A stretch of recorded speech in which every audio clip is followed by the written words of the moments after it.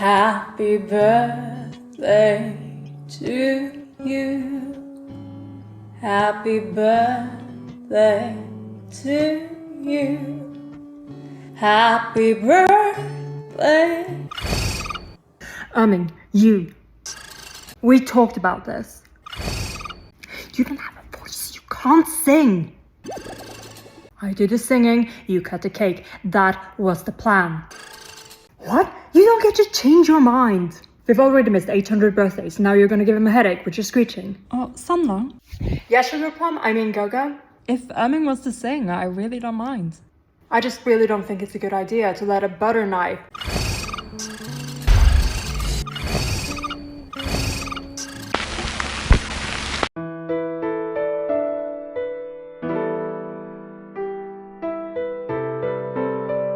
Hello there! Good time zone and warm greetings to wherever you are in the world. This is Amelia, aka Space.Puffin, and we're here to read Heaven Official's Blessing, Volume 1. In fact, I just posted my chapter 3 and 4 read through yesterday, and I'm already back at it again. But you guys know what's coming up, you guys know why. And just look at me. I'm even wearing red today. And if you don't know why I'm wearing red today, maybe this video isn't for you. It is time for him, the boy, the house husband, my little son. Long. Yeah, anyway, we're coming up on the Sun Long chapters and his introduction into the story, and I am so excited about it. I've been more or less working non-stop on getting chapter 3 and 4 out so that I could read this next part. It was really hot out early on, so I wasn't able to do it earlier today, but now the sun has kind of gone on to the other side of the building, it's cooled down a little bit, and I am so ready to get started. Now, because the Ghost Groom arc is the Ghost Groom arc, and I feel like we kind of discussed it to hell and back when we were watching it in the Donghua, I don't actually have a lot to say about the arc specifically, but there are a few details, some that popped up in the book club discussions, some that were mentioned in comments, and stuff that I just would like to expand a little bit on, just to give you guys a little bit more of an insight into what's going on in my head at the moment. And then we'll be on our merry way to look for an ox cart to hitch a ride on, eh? So, first things first, a small clarification, I suppose. I am still in the very beginning phases of discovering this piece of work, and I am already aware that TGCF has a revised edition and that there are probably reasons why there is a revision. So by no means am I expecting MXTX to have made this like a perfect masterpiece in the first go. I also think some readers might even take issues just with the choice of punctuation. The ellipses that I find really funny might actually be very jarring for someone else. So I am aware that this isn't going to be perfect by any means, but we are off to a strong start. I'm sure that the more we go on and like at the end of the story, we'll have more things that we could like pick into and have a proper discussion about. Because I actually do believe that you can love a piece of media and at the same time critique it. And I'm actually looking forward to that, to getting to know your less popular TGCF opinions. But until then, I will just enjoy my virgin voyage and just read. And so far, the reading has been so enjoyable to me. And I know these first chapters are quite long and spend a lot of time setting things up. So to everyone who's taking their time to listen through the whole read-alongs, thank you guys so much. I'm so happy that you're choosing to make me, again, a part of your day. I've heard people are listening to these while they're cleaning, while they're working, while they're going to sleep, which I honestly think is just great ratings for me. You can watch a Puffin video for anything now. And I can't stop thanking you guys for joining me down in the comment field or for joining me in the book club and talking about this book that you guys like so much. It's so much fun, and you guys are really helping me point out things that could be good discussion topics. First up on our list, first and foremost, there is this one detail that I was actually not aware of, but that made me think differently about all of chapter 3 and 4, and that is Shellyan's veil.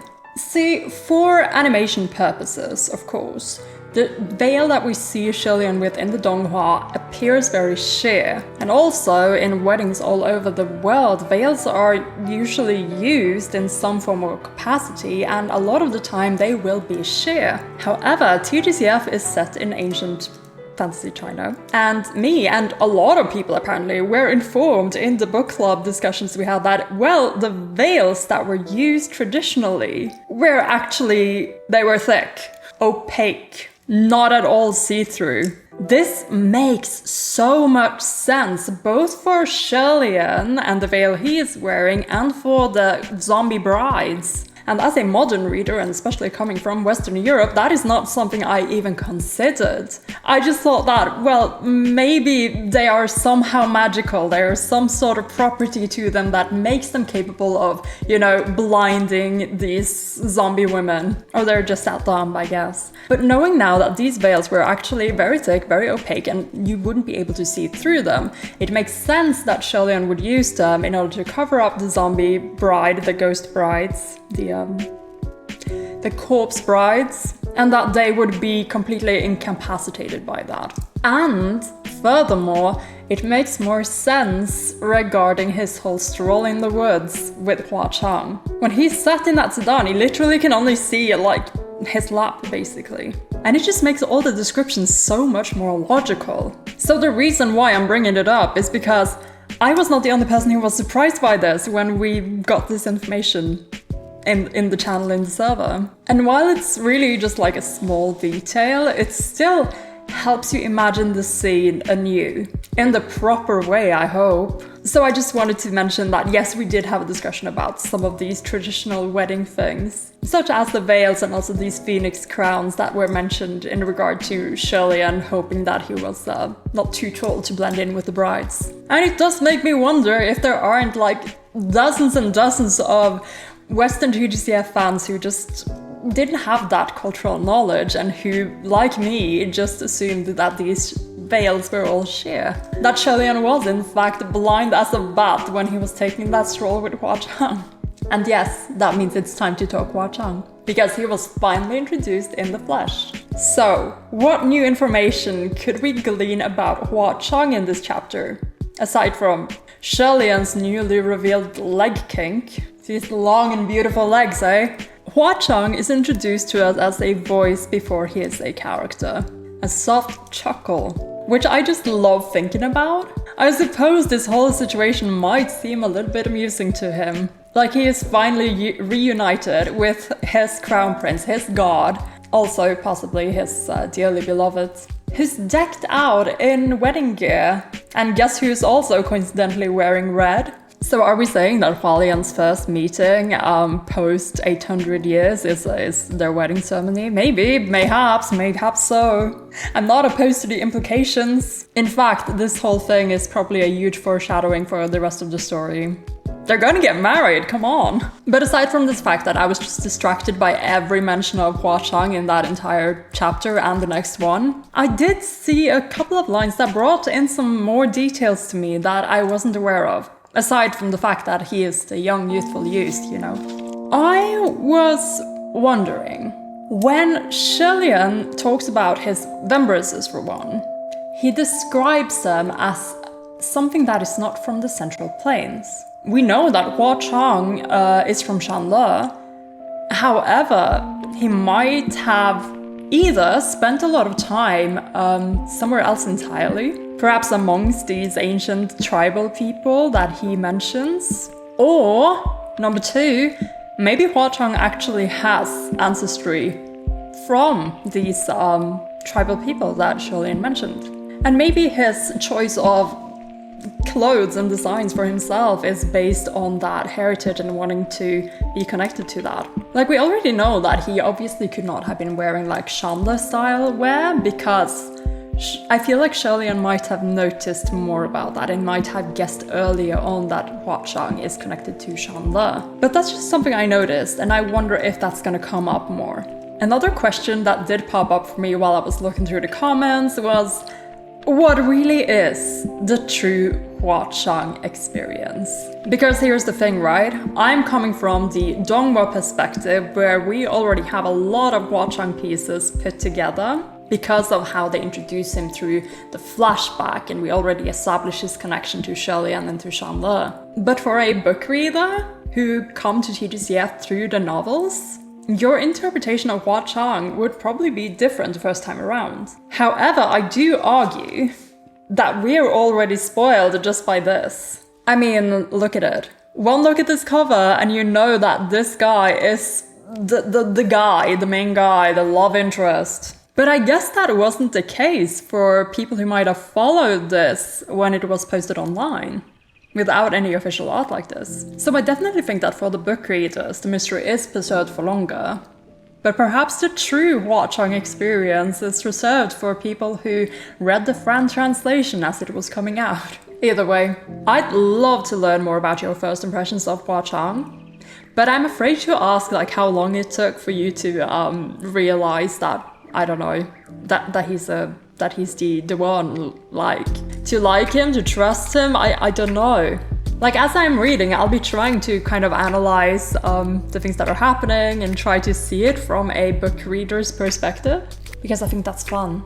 But I'd like to hear from actual novel first-timers as well. Though maybe, again, after volume 8. We'll see. I'm sure this is gonna be a fun topic later on as well. So again, I keep saying this, but like these last 2 chapters, we've already kind of discussed the main things about them. And also I feel like I've been able to discuss most of the things that I wanted to tell you guys about or talk to you about. But there's one more thing that I have been thinking of after I finished reading. And that is how Non-Fang is so hesitant to leave after LIAN asks them to go. And perhaps why Feng Xin is even more hesitant to leave when they have their confrontation in episode 11 of season 2. Because here you have this kind of dire situation. Non-Fang ends up leaving because it is the right thing to do in the end, to listen to LIAN and to trust him to handle his part. But what happens? Well, after Non-Fang leaves, LIAN meets the Ghost King.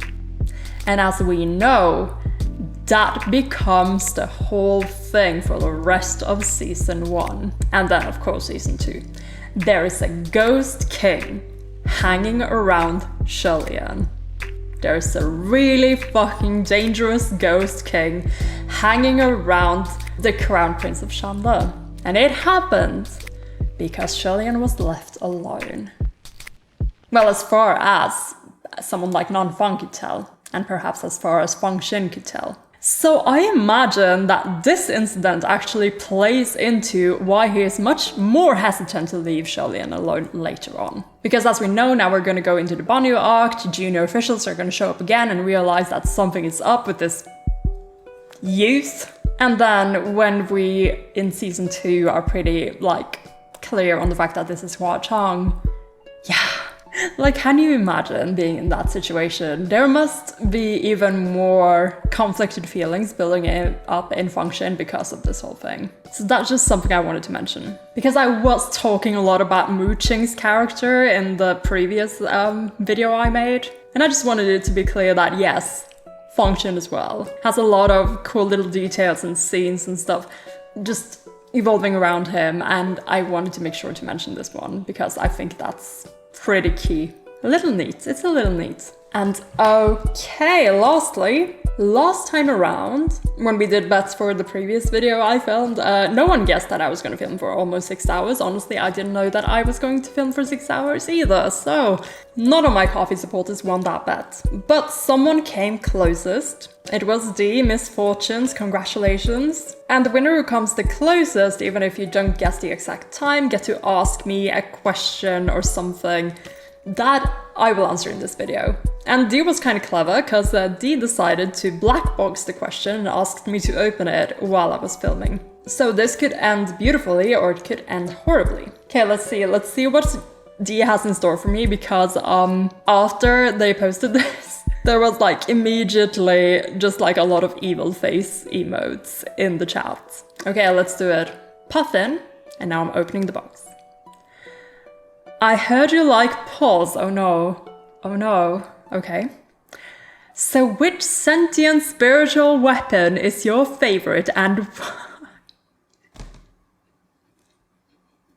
Fuck. I knew this would come back and bite me in the ass. Oh my lord. Ruoye or Eming? We can't elaborate our answers due to spoilers, but you can. Holy shit. Eming or Ruoye? Oh my lord. Yeah, so the reason why G is doing this, I know why you're doing this. It's because I ran a random poll a little while back to see what you guys think. Who is your favorite sentient spiritual weapon? This is fun, but the answer might actually be kind of boring to you guys because I have an answer. Because look, listen. At the point I am at now, both of these weapons are intriguing, but there is a clear winner. Like one really ekes out the other, and that is I'll let you guys know.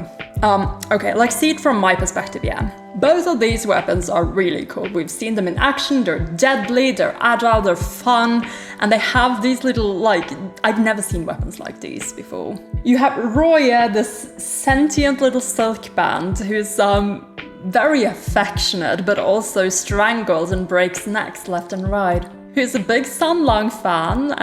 Me too, Ruoye, me too. And all over is extremely adorable, really, despite not even having a face or any facial features. They've just done a really good job at making him iconic. And a lot of these same things could be said about Eming. Eming has a really sleek, very cool design, but then you have the eye that can look either very menacing or absolutely adorable when it's vibrating actually, and like, please, please, please give me pets. And its noises, the little screechy sounds it makes, it's adorable. I can't help it, it's wonderful. So far so good, eh? But this is where we kind of hit the differences so far. We have hints and we have ideas about Eming's creation. Eming's one eye and Hua Cheng's missing eye was raised up to us by Sanlang in episode 5 as being connected. Apparently, he literally pulled his own eye out and created Eming using it. From what we hear from the other Heaven officials, from the Emperor, a weapon like Eming is forged in sacrifice, in Hua Cheng's sacrifice. Because that's the thing, the Heaven officials don't know that the sacrifice is of Hua Cheng himself, not of innocent human lives or anything like that. Maybe, who knows? But my point is, it is heavily implied that Eming is connected directly to Hua Cheng, that in a sense, this sword is a part of Hua Cheng. It acts very much like a child in some sense, and is really like reaching out and searching for that affirmation, especially from LIAN, who it adores, because, you know, child Hua Cheng also adored LIAN.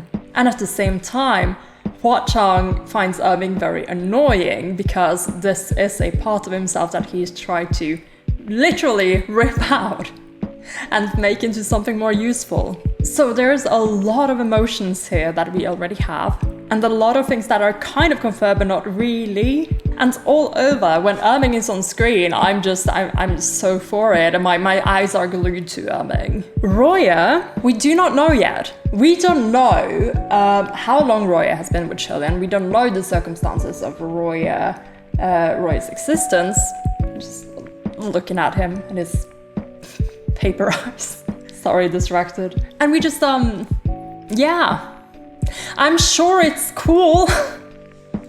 I'm sure it's gonna be interesting. We do have a few hints that we can walk through, actually, now that I think about it. See, one of the things with Ruoye is that it's made out of silk, so a pretty, you know, interesting, expensive material with a lot of interesting qualities as a protein fabric. And we also have this instance in the book where Nanfang actually seems to recognize it somehow. There's something about Ruoye anyway that kind of triggered a sort of sentence of, is that, like, I don't remember the exact sentence, but it was a bit like, oh, maybe I should note that down. So I wonder if Ruoye is created out of something that is familiar enough for Feng Xin to recognize it. Like white silk, like could it have been made out of like maybe robes Because the thing is, I get this general vibe. I've been getting this general vibe for a while now,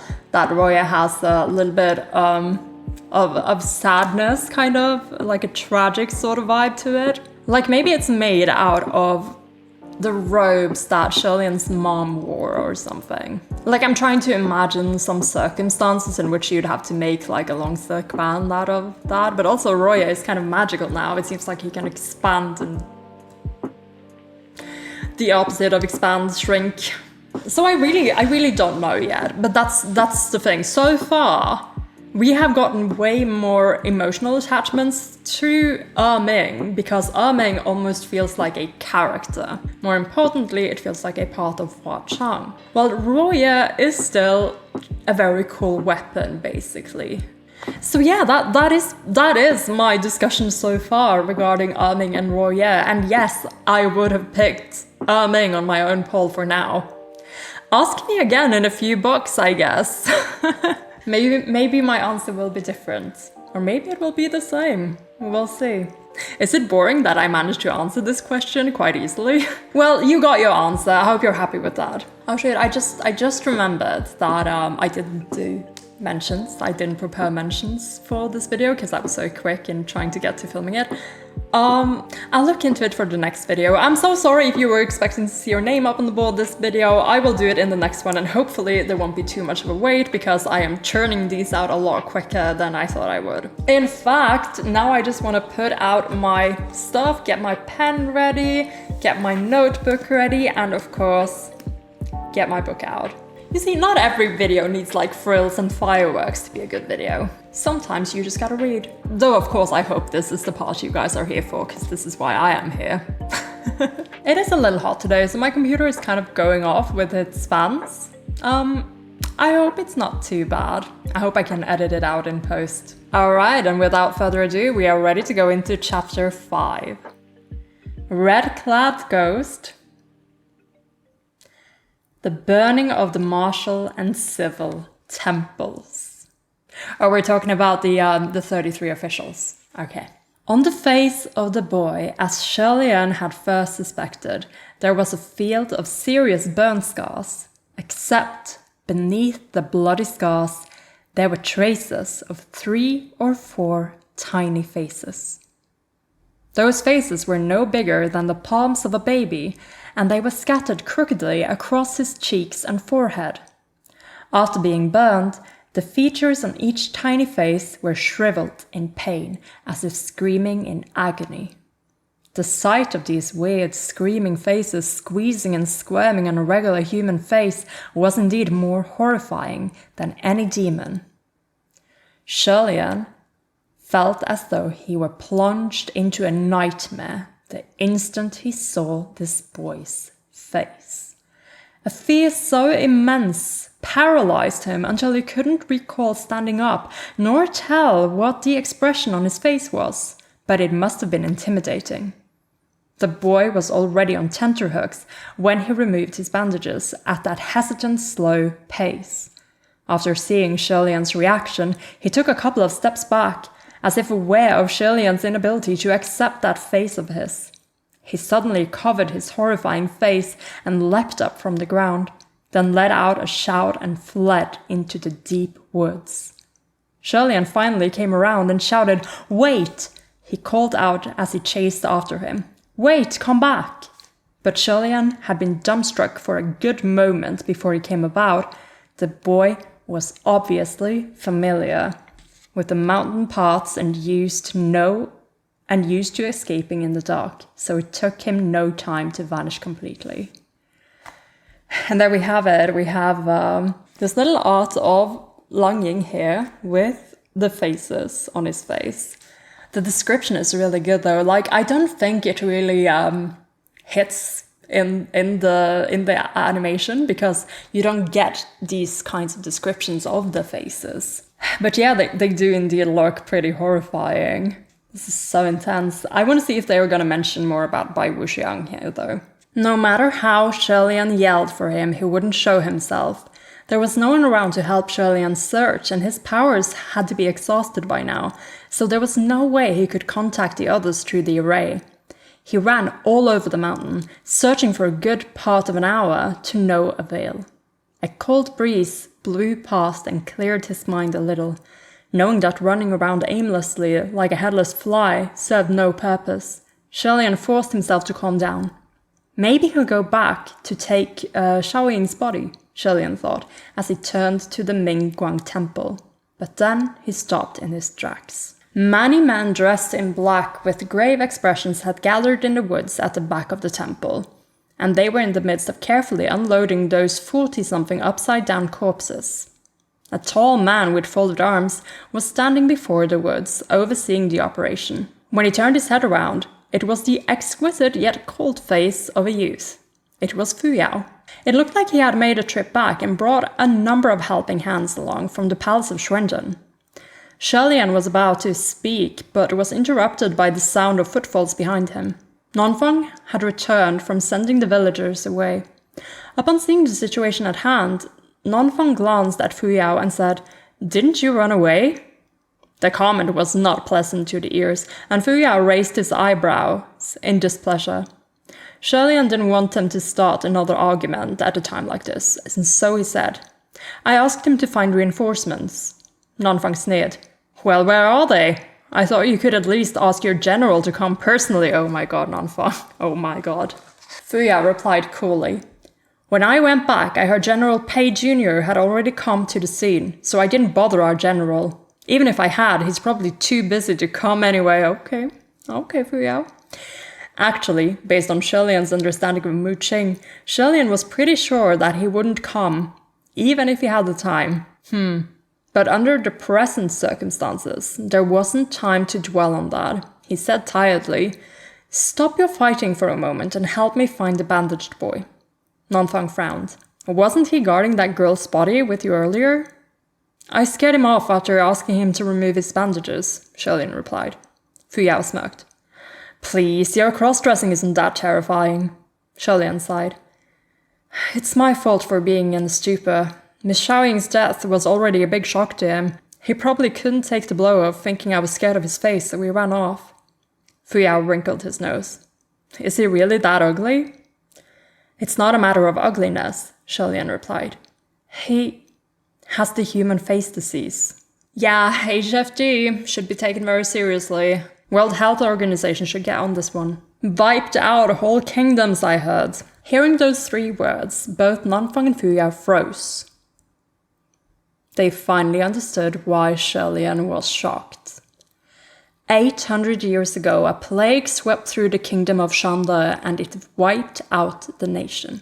Those who caught the plague would first develop small warts all over the bodies. Then, as the warts swelled, the skin would grow rough. The swollen parts would slowly grow more uneven, with 3 indentations and 1 protrusion, just like eyes, mouths, noses. The facial features would then metamorphose until the warts eventually took on the shape of a human face.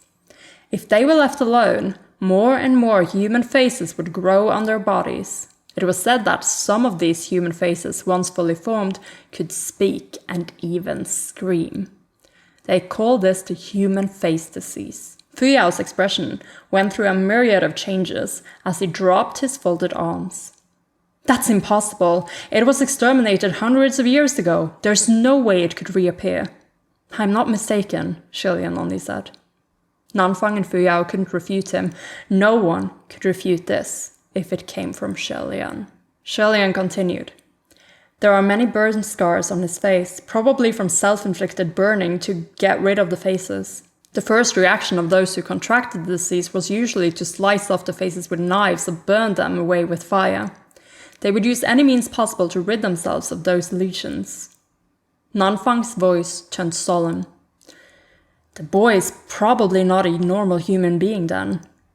He has to be at least a few hundred years old. All else aside, is he contagious?" Even though this was a severe headache, it was a question Lian considered calmly and logically, so he replied with conviction. "No, the human face disease is highly contagious.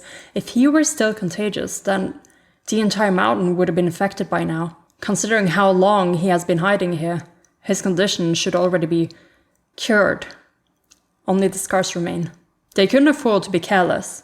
Fu Yao seemed to have some real influence in the palace of Xuanzhen and was able to call forth capable hands to help with the search. But no matter how deep they dug or how far they looked, they could not find any traces of the bandaged boy. Perhaps he had already fled Mount Yujin and vanished into a sea of people. The best they could do now was to return to the heavens, request that the palace of Lingwen conduct a search and wait for news. Fortunately, the boy was not contagious, but Lian thought of how horrifying he looked. If he was discovered after he left the mountain, he might end up hunted as a monster. It was best that they find him soon. Without further delay, Lian picked up Xiaoying's body and descended the mountains. Since he was slightly out of it, he didn't realize he brought the body into the tea shop until the tea master yelled at him. Oh my lord. Lian immediately apologized and went back out to entrust Xiaoying's burial to someone else before re-entering the tea shop. After settling everything, he sat down and heaved a soundless sigh. This case was finally over, but Lian thought that the few days since he ascended felt longer than an entire year of collecting scraps in the mortal realm. Climbing, jumping, flying, screaming, tumbling, disguising and performing, his bones were going to collapse. Even then, there were still many mysteries and aftermaths left for him to deal with. Maybe he'd raise a bod banner and roam the world telling tales of how collecting scraps was better than ascension. You know what, Lian, maybe it was time for a career change. Come on. I know it looks bleak now, but maybe once we get that Puqi temple up and running. Fu Yao lifted the hem of his robe and sat down next to him. Alas, he could no longer keep it in and rolled his eyes. How much longer are you gonna wear that thing? Oh my lord, he's still in the wedding dress. It felt incredibly endearing somehow to see his eye roll. Lian finally took off the wedding dress, wiped away his makeup, and then realized dejectedly, was I talking to General Pei Jr. in this dress the whole time? Nanfang, why didn't you remind me? Probably because you looked so obviously happy in it, Fu Yao replied. After running errands all day, Nanfang finally sat down for a rest too. Don't worry about it. General Pei Jr. won't care. You can dress 10 times weirder and he wouldn't tell anyone when he goes back. Lian was grateful for all the errands this junior official had run and poured him some tea. He thought about how cool-headed General Pei Jr. was in the face of Xuanji's madness and commented, General Pei Jr. is certainly calm and collected, very composed. Nanfang took a sip of the tea and said, he may look well-mannered, but he's like his ancestor, difficult to deal with. That was something Lian could, of course, see. Unbelievably enough, Fu Yao agreed too. General Pei Jr. is a Nova Ascendant of the last couple hundred years, but he's got a strong tailwind and climbs the ladder pretty fast. When he was appointed Deputy General by General Pei, he was barely 20 years old. Do you know what he did? What? Lian asked. He slaughtered an entire city. Fu Yao replied coldly. It would be very spiteful of me to just write that note and put it up by his name now. Slaughtered an entire city, huh? Lian looked thoughtful on hearing this, but he wasn't surprised. In the upper court, kings and generals roamed. Regarding fighting for and protecting of one's land, it was said that the success of a general is built on the bones of millions. To reach godhood, one must first become a hero, but the path a hero walked was always bloody. Fu Yao concluded, in the upper court there aren't many who are trustworthy and worth meeting. Lian thought it funny that Fu Yao sounded like he was speaking from experience and cautioning a newcomer. He wondered if Fu Yao only spoke because he had been bullied in the heavenly realm himself, and the experience had affected him deeply. But then again, even though Lian had ascended 3 times, he never stuck around for long. So when it came to understanding the gods, he might actually know less than these 2 junior officials. That's true as well. But knowing that this is Fu Yao, I think my point from the last video actually hits. I mean, aside from the fact that we know that the heavenly officials can be pretty useless. Pretty annoying, pretty infuriating even. Like, I think this adds to the idea, the possibility that Mu Qing might have been an outlier even amongst the heaven officials. And we also know that Feng Xin spent a lot of time outside of heaven, in the mortal realm. Looking for LIAN, part of it, yeah, but also helping out, being present, righteous as he is. Non-Feng, on the other hand, seemed to strongly disagree. Don't listen to such inflammatory statements. There's good and bad everywhere. There are still a number of trustworthy officials in the heavens. Trustworthy officials? Do you mean your general? Fu Yao sneered. Non-Feng responded. I don't know about my general, but definitely not yours. Of course, we're back at it again. LIAN was long used to this kind of situation, and with other things on his mind, he didn't have the energy to pull them apart. The case in the north had concluded. The first thing LIAN did upon returning to the heavens was report the bandaged boy to the palace of Ling Wen and place a request to search for him. Ling Wen took the request with a grave expression.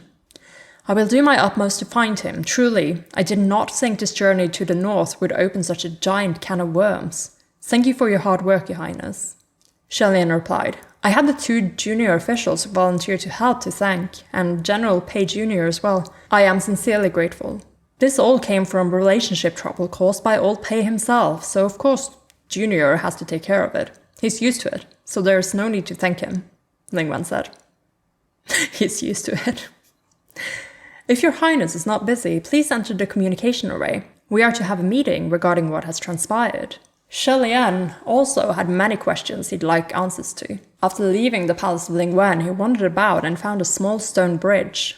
The stone bridge crossed a small gurgling stream with crystal clear waters. He could see the clouds drifting under the water, and through the flowing waters and clouds, there stood the rising and falling mountain ranges, as well as the vast, squarely erected cities of the mortal realm. This is a good place, LIAN thought, and so he sat on the head of the bridge, mouthed the password, and entered the communication array. It was one of those rare times when the communication array was bursting with liveliness, with voices echoing and reverberating from all directions. The first thing he heard was Feng Xin swearing. Holy fuck, have you all picked up Mountain for the ceiling yet? That Xuanji is a mad woman. No matter what we ask, she only screams to see General Pei and tells us nothing useful about the location of the Green Ghost Qirong. General Pei Jr. responded. General Xuanji has always been stubborn and intense. Feng Xin yelled angrily. General Pei Jr., is your General Pei back yet? Let her meet him. Then get the Green Ghost Qirong's location out of her and get rid of her. Feng Xin had never been good with women, and LIAN felt sorry that he was the one given the task of interrogation. General Pei Jr. replied, It doesn't matter even if they meet. She'll just become more insane. A voice came through. Another round of upside-down corpses. Qirong really is too crass, disgusting. Even the ghost realm thinks he's vulgar. That means he truly is very much so. Words between the officials flew seamlessly through the array, and it was clear that they were all on familiar terms with one another. As a newcomer who'd only just descended again after an 800-year absence, LIAN should have laid low and remained silent, but after a while he couldn't resist and asked, Everyone, what was with the upside-down corpses? Was Green Ghost Qirong in the area too? LIAN rarely spoke in the communication array, so his voice was foreign to many, and the officials did not know whether to respond. Surprisingly enough, the first to answer him was Feng Xin. Green Ghost Qirong wasn't at Mount Yujun. However, the upside-down corpses were offerings Xuanji presented to him, as per his order. Xuanji is a subordinate of the Green Ghost? LIAN asked. Correct, General Pei Jr. replied. Xuanji passed away many hundreds of years ago. She held a grudge but was too powerless to stir up havoc until just over 100 years ago, when Green Ghost Qirong took a liking to her and took her under his wing. Only then did her spiritual powers improve by leaps and bounds. Okay, this is interesting because I think they've mentioned something like it, but we know now that Xuanji is actually hundreds and hundreds of years old. So General Pei as well is probably from hundreds and hundreds of years ago. Huh. Just the fact that he has more temples than Nanfang, and Nanfang is, 800 years old, but probably ascended for real a little bit later, after Shelian's second banishment-ish. So he is either around the same age as Nanfang, Mu Qing, and Shelian, or he is a little younger, like maybe in this 500-600 years ago era, all the way up to Yong'an probably. Could be all the way up to Yong'an, as in the Feng Xin arc in Yong'an with Prince Taiwan. Like he could have been younger, but immensely more popular than these two, because he has more temples. Maybe just the area he's popular in has more people. Either way, we're getting hundreds of years ago, so that puts this incident as further back than just these past 100 years. What he really meant was that the chaos Xuanji caused was not General Pei's fault because she wasn't originally this strong. All blame should go to Green Ghost Qi-Rong instead, since he was the one who took her under his command and gave her the power to cause harm. Everyone was already of the opinion that this sin was all General Pei's to bear, though no one said it out loud. Yet he noticed and spoke of it so openly in this reminder that it shut everyone up and made them hide their real thoughts deep within. Okay, so he's kind of... I feel like he's playing the same game that Mingguang also plays, pushing the blame around here.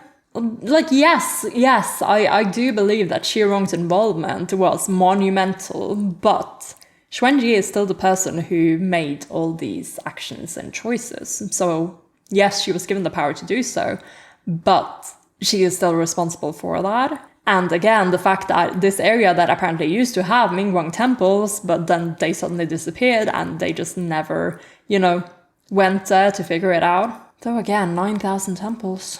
This was just one of very many. And no rich believers to place big prayers. Shelian then spoke up again. Has Mount Yujun been thoroughly inspected? What about the child spirit? This time, Mu Qing's voice rang out. He said in an inscrutable tone. Child spirit? What child spirit? Shelian realized Fu Yao must not have reported every detail. Maybe his volunteering to help was even done in secret. So without mentioning Fu Yao to spare him any unnecessary problems, Shelian explained, well, we already... Mu Qing popped into the array earlier, though, in chapter 3, was it? To say that he has nothing to do with this, because his little junior official went off on his own. Just pointing it out. When I was in the wedding salon, I heard the giggles of a child who sang nursery rhymes as a word of caution. The two junior officials next to me didn't notice, which means that this child spirit must have remarkable powers. There were no child spirits found on Mount Yujun, Wu Qing stated. Shelian was confused. Perhaps the child spirit had come specially just to warn him. Thinking of this, Shelian was suddenly reminded of another matter that had been on his mind all this time. He asked, Speaking of which, I met a young man who can control silver butterflies on Mount Yujun. Does anyone know who he is? The noisy communication array suddenly fell completely silent. Shelian was expecting this reaction, so he simply waited patiently. A moment later, Ling Wen asked, Your Highness, what did you say just now? Mu Qing said coldly. He just said that he met Hua Cheng. Upon finally learning the name of that young man in red, Shelian felt his spirits lift inexplicably. He smiled. So he's called Hua Cheng. It's a fitting name for him. The tone of Shelian's voice rendered all the officials even more speechless. Another moment passed before Ling Wen cleared her throat. Your Highness, have you ever heard of the 4 calamities? Much ashamed, I only know of the 4 famous tales, Shelian thought to himself. The so-called 4 famous tales refer to the extravagant stories of the deeds of 4 gods prior to their ascension. The young lord who poured wine, the prince who pleased God, the general who snapped his sword, and the princess who slit her throat. The prince who pleased God, is that... Of course, Of course, the princely pleased god alluded to the awe-inspiring display of the Crown Prince of Shamba up on the Grand Avenue of Divine Might. Okay. This is new information. The prince who pleased God. That's LIAN. 4 famous tales. And then there's the young Lord who poured wine. The general who snapped his sword. The princess who slit her throat. Okay. We might get more information about these things soon. But they didn't mention it in the Donghua.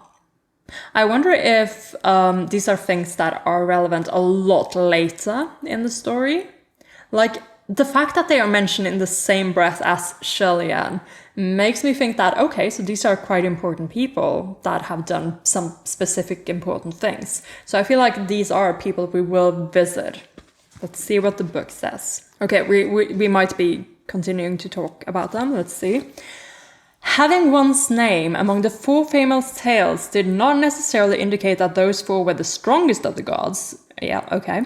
The 4 famous tales were as such simply because they were the most well-known and most spoken of. LIAN had always been slow on the uptake when it came to news from the outside world. He could even be said to be out of touch with the outside world and ignorant of its affairs. He only knew about the 4 famous tales because he was one of the 4. The 4 calamities was probably something that grew popular later, but LIAN had never heard of the term before. Since it included the word calamity, it couldn't be anything good. Okay, no, we're not talking more about the tales. Let's see if they are mentioned again later. Much ashamed, but I've never heard of them, LIAN said. Who are the 4 calamities? Muqing responded coolly. Your Highness walked the mortal realm for hundreds of years, and yet you are still so ill-informed. I'm really curious to know what you have been doing all this time. What the fuck? I wrote this line. Eating, sleeping, busking, collecting junk. Duh! I wish he had said that out loud. LIAN smiled. It's not easy being mortal. There are plenty of things to busy myself with, and they're all complicated. It's not easier than being a heavenly official. Please remember well, Your Highness, Lingwen said. The 4 calamities are ship sinking black water, night touring green lantern, white clothed calamity, and crimson rain salt flower. They are the 4 ghost kings of the ghost realm, who cause endless headaches for all they have in their realm. Ship sinking black water. Black water sinking ships flows better off the tongue. Night and green lantern is correct, and white clothed calamity is also the same. And of course, CRSF. Sounds like it should be in the song. CRSF. Humans become gods when they ascend, ghosts when they fall. The gods created heaven to reside in, drawing a clear boundary between themselves and mortals. They watched from above and ruled from beyond reach. The ghost realm, on the other hand, was not separate from the mortal realm. Monsters, demons, ghosts, and mortals all shared one earth. Some ghosts hid in the darkness, and some pretended to be humans as they walked among the people and roamed the mortal realm in the skies. Lingwen continued. Ship-sinking black water refers to a water ghost. Although he has reached supreme status, he is fairly low-key and rarely starts trouble. Not many have seen him before, so we won't mind him for now. As in, we're planting him in the plot, but don't worry about it yet. Night-turning green lantern refers to that vulgar corpse-hanging green ghost Chi Rong. He's the only one in the 4 not yet a supreme. He's likely included because he's always causing trouble and is really quite annoying. Or maybe because 4 names are easier to remember. So he's just there to pad the numbers. We'll skip him too. I bet he'd love to hear that. White-clothed calamity should be someone your highness is familiar with. He's also known as White No-Face. Hearing the name, LIAN, who was sitting on the stone bridge, suddenly felt a stab of pain in his heart that spread all over his body. His hands began to shake, and he unconsciously clenched them into fists. Of course he was familiar. Okay, this is exciting. They say that when a supreme is born, it can destroy an entire nation and throw the world into chaos. The first country White No-Face destroyed was Shan-Le. Shirley remained silent, and Lingwen continued. In any case, White No-Face is already defeated. Even if he still exists somewhere in this world, it's now past his time in the limelight. Careful with those words, Lingwen. Your Highness, the silver butterflies you saw at Mount Yujun are also called wraith butterflies. Their master is the last of the four, and one the world does not want to incur the wrath of. Crimson Rainsword Flower Hua Chang. I hear you talking about our babe. In the heavens, notorious was the word to describe the heavenly emperor and the crown prince of Shan-Le. Although the meaning of notoriety was completely different between the two, the word still resonated equally. However, in the ghost realm, there was only one worthy of being called notorious, and that was Hua Chang.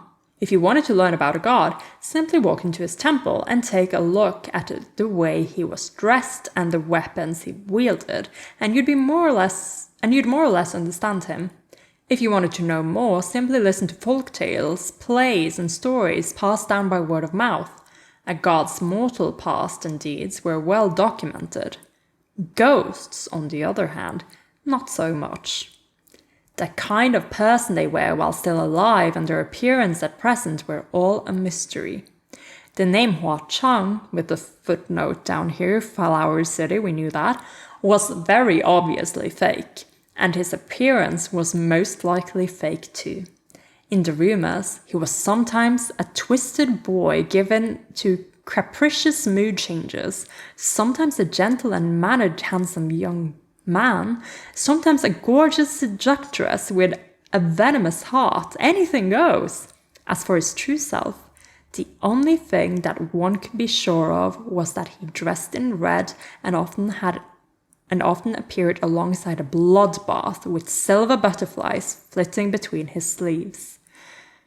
Okay, yeah, these are great descriptions, but I kind of got caught on sometimes a gorgeous seductress with a venomous heart, Hua Chang female form, canon. Let's fucking go. And when it came to Hua Chang's backstory, there were endless different versions. Some say he was born without a right eye and was bullied and humiliated for it since birth, so he was filled with hatred for the world. Some say he was a young soldier who died in a lost battle for his country and later came to walk the earth in resentment.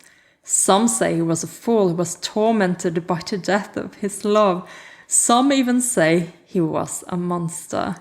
Oh my gosh, I feel like these things are kind of all right in the sense he wasn't born without a right eye, right? Like he gouged it out, but he was bullied for it and humiliated for it, probably, which is why he was wearing the bandages as a child. Young soldier, died in a battle for his country. Yeah, that's true. A fool who was tormented by the death of his love. Well, death, question mark, but yes, that's true as well, supposedly. Some even say he was a monster. I doubt. The one I want to agree with here, though I suppose in a way. In the most outrageous version, supposedly, only supposedly, Hua Chang ascended and became a god, but immediately jumped back down on his own and became a ghost. But that version wasn't widespread. No one knew if it was true or false, and not many people believed it. It had to be false though. Even if it were true, it would be a complete embarrassment for the heavens if someone ditched a heavenly official role to become a ghost. Either way, the more diverse the stories were, the more mystery he was shrouded in. I wonder if that is true as well. Like, just saying, that's a fun story to spend a whole paragraph on. Did Hua Chang ascend? ? Question mark. There were also many reasons for the gods to fear Hua Chang. For example, his behavior was unpredictable. Sometimes he would carry out a massacre in cold blood, and sometimes he would do odd acts of kindness. He also wielded a great deal of influence in the mortal realm and had legions of followers. That's right. Mortals worshipped gods to ask for blessings and protection so that they could escape the evils from the ghost realm, and that was how the gods came to gain so many followers. Yet Hua Chang, a ghost, had such a large following on Earth that he could influence the world single-handedly. Here is a story that must be told. When Hua Chang first appeared, he did something notorious. And we're talking about the Heavenly Officials challenge. When he first appeared, okay, this is like the first thing he did. Interesting. He openly challenged 35 heavenly officials. The challenge was to spar with the martial gods and to debate with the civil gods. 33 of the 35 thought it hilarious, but were also infuriated enough to take up his challenge, thinking they could join forces to teach this little devil a thing or two. The first to step up to the plate were the martial gods. The martial gods were the strongest of the heavenly officials. Each had plenty of believers, and they were all powerful. In the face of a newborn ghost, it was a sure win. Yet unexpectedly, it turned out to be a complete annihilation after one battle. Even their weapons were completely smashed to pieces by Hua Chang's freakish scimitar. That's not nice. Freakish? My cute little Eming. Freakish scimitar. It was only after the battle that they found out Hua Chang was born of Mount Tonglu. Mount Tonglu was a volcano. I knew it. And within its mountainous domain, there was a city called Gu. The city of Gu wasn't a place where people cultivated poison, but rather the city itself was a great venom. Okay, city of Gu is new. Gu. I actually have no idea. Like Gotsu? I don't remember how to say their name either. Oops. Every few hundred years, tens of thousands of ghosts descended upon the city of Gu to butcher one another, until at last only one remained, and thus was the venom brewed. It usually ended in complete elimination, but those few who were capable enough to make it out alive would emerge as the devil incarnate. Only 2 such ghosts had ever made it out of the city of Gu in the past several centuries, and as expected, those 2 both became well-known ghost kings. Hua Chang was one. After the defeat of the martial gods, it came time for the civil gods to rise to the challenge. Surely Hua Chang could fight, but not debate. Unfortunately for the civil gods, they could not defeat him. Hua Chang could recite the classics and debate the contemporaries. He was sometimes polite, sometimes vicious, sometimes unyielding, sometimes incisive, and sometimes quibbling. He was impenetrably sharp, his arguments flawless. He verbally assaulted the civil gods from top to bottom, past to present, and infuriated them so much that they puked blood and washed the skies red. Hua Chang gained fame overnight. However, that alone wasn't enough to call him scary. What was scary was that after the challenge, Hua Chang demanded all 33 officials make good on their word. Before the challenge, it was decided that if Hua Chang were to lose, he would offer up his own ashes. If the officials were to lose, they must descend from the heavens and return to being mortals. If it weren't for his arrogant attitude and his decisive stake, and the conviction of the 33 officials that they would not lose, they never would have accepted such terms. However, not a single heavenly official voluntarily honored the terms. It was humiliating to renege.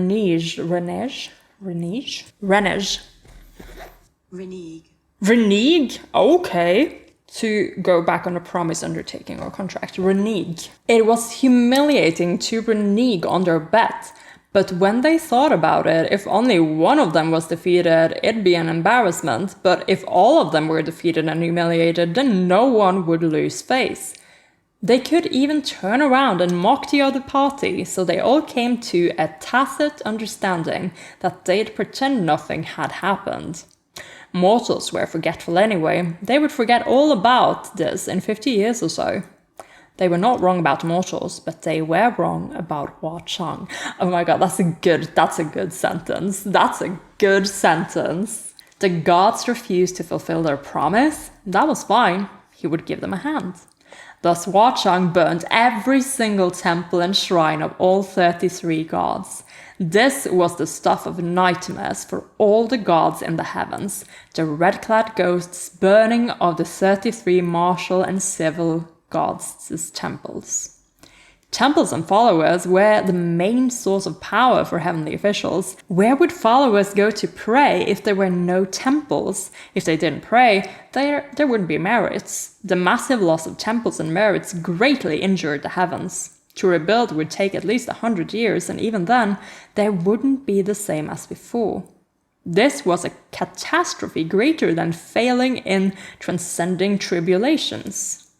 The number of temples and shrines of these heavenly officials combined was at least in the tens of thousands, but Hua Chang managed to burn them all in a single night. How? No one knew, but he did it. Pure madness. This is actually way more intense getting to read this than even watching that episode 4 montage. It was a good montage, to be sure, and it really helps letting you feel how ominous Hua Chang is, but reading it like this and getting to just imagine it using your head, it's just better. It's so good.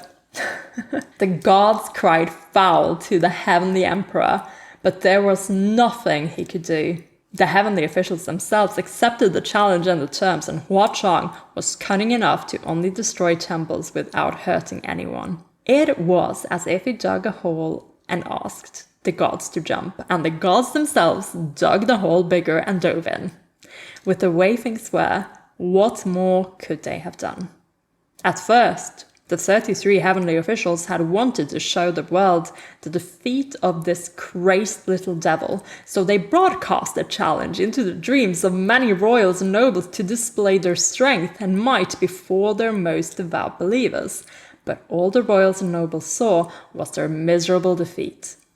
When the mortals woke up, they switched from worshipping heavenly officials to worshipping that ghost. The heavenly officials who lost both their temples and believers soon grew weaker and weaker until they were erased from existence. It wasn't until a new wave of ascensions that those empty positions were filled again.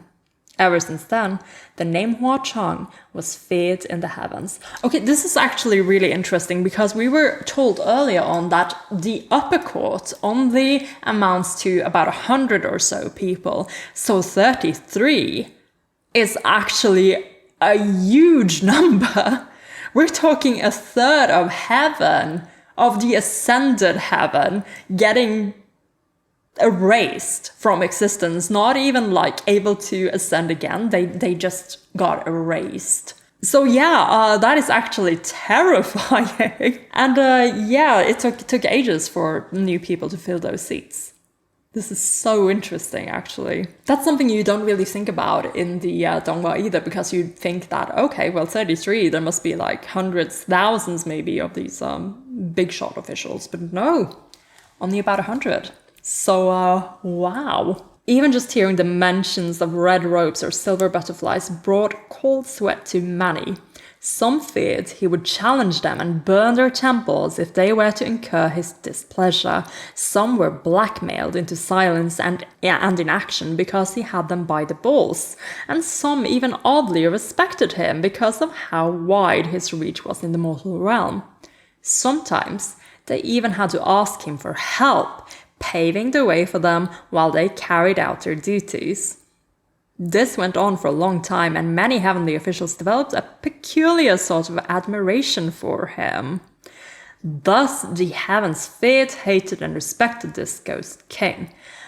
Okay, so we're actually in a bit of a gray area here, where heavenly officials have been collaborating with Hua Chang. They are actually asking him for help at times, which makes this whole season 2 thing with them infiltrating Ghost City even more intriguing. But it also feeds under my theory that Earthmaster might have some sort of connection here, in the sense of actually asked Hua Cheng for help once upon a time and therefore is owing him something.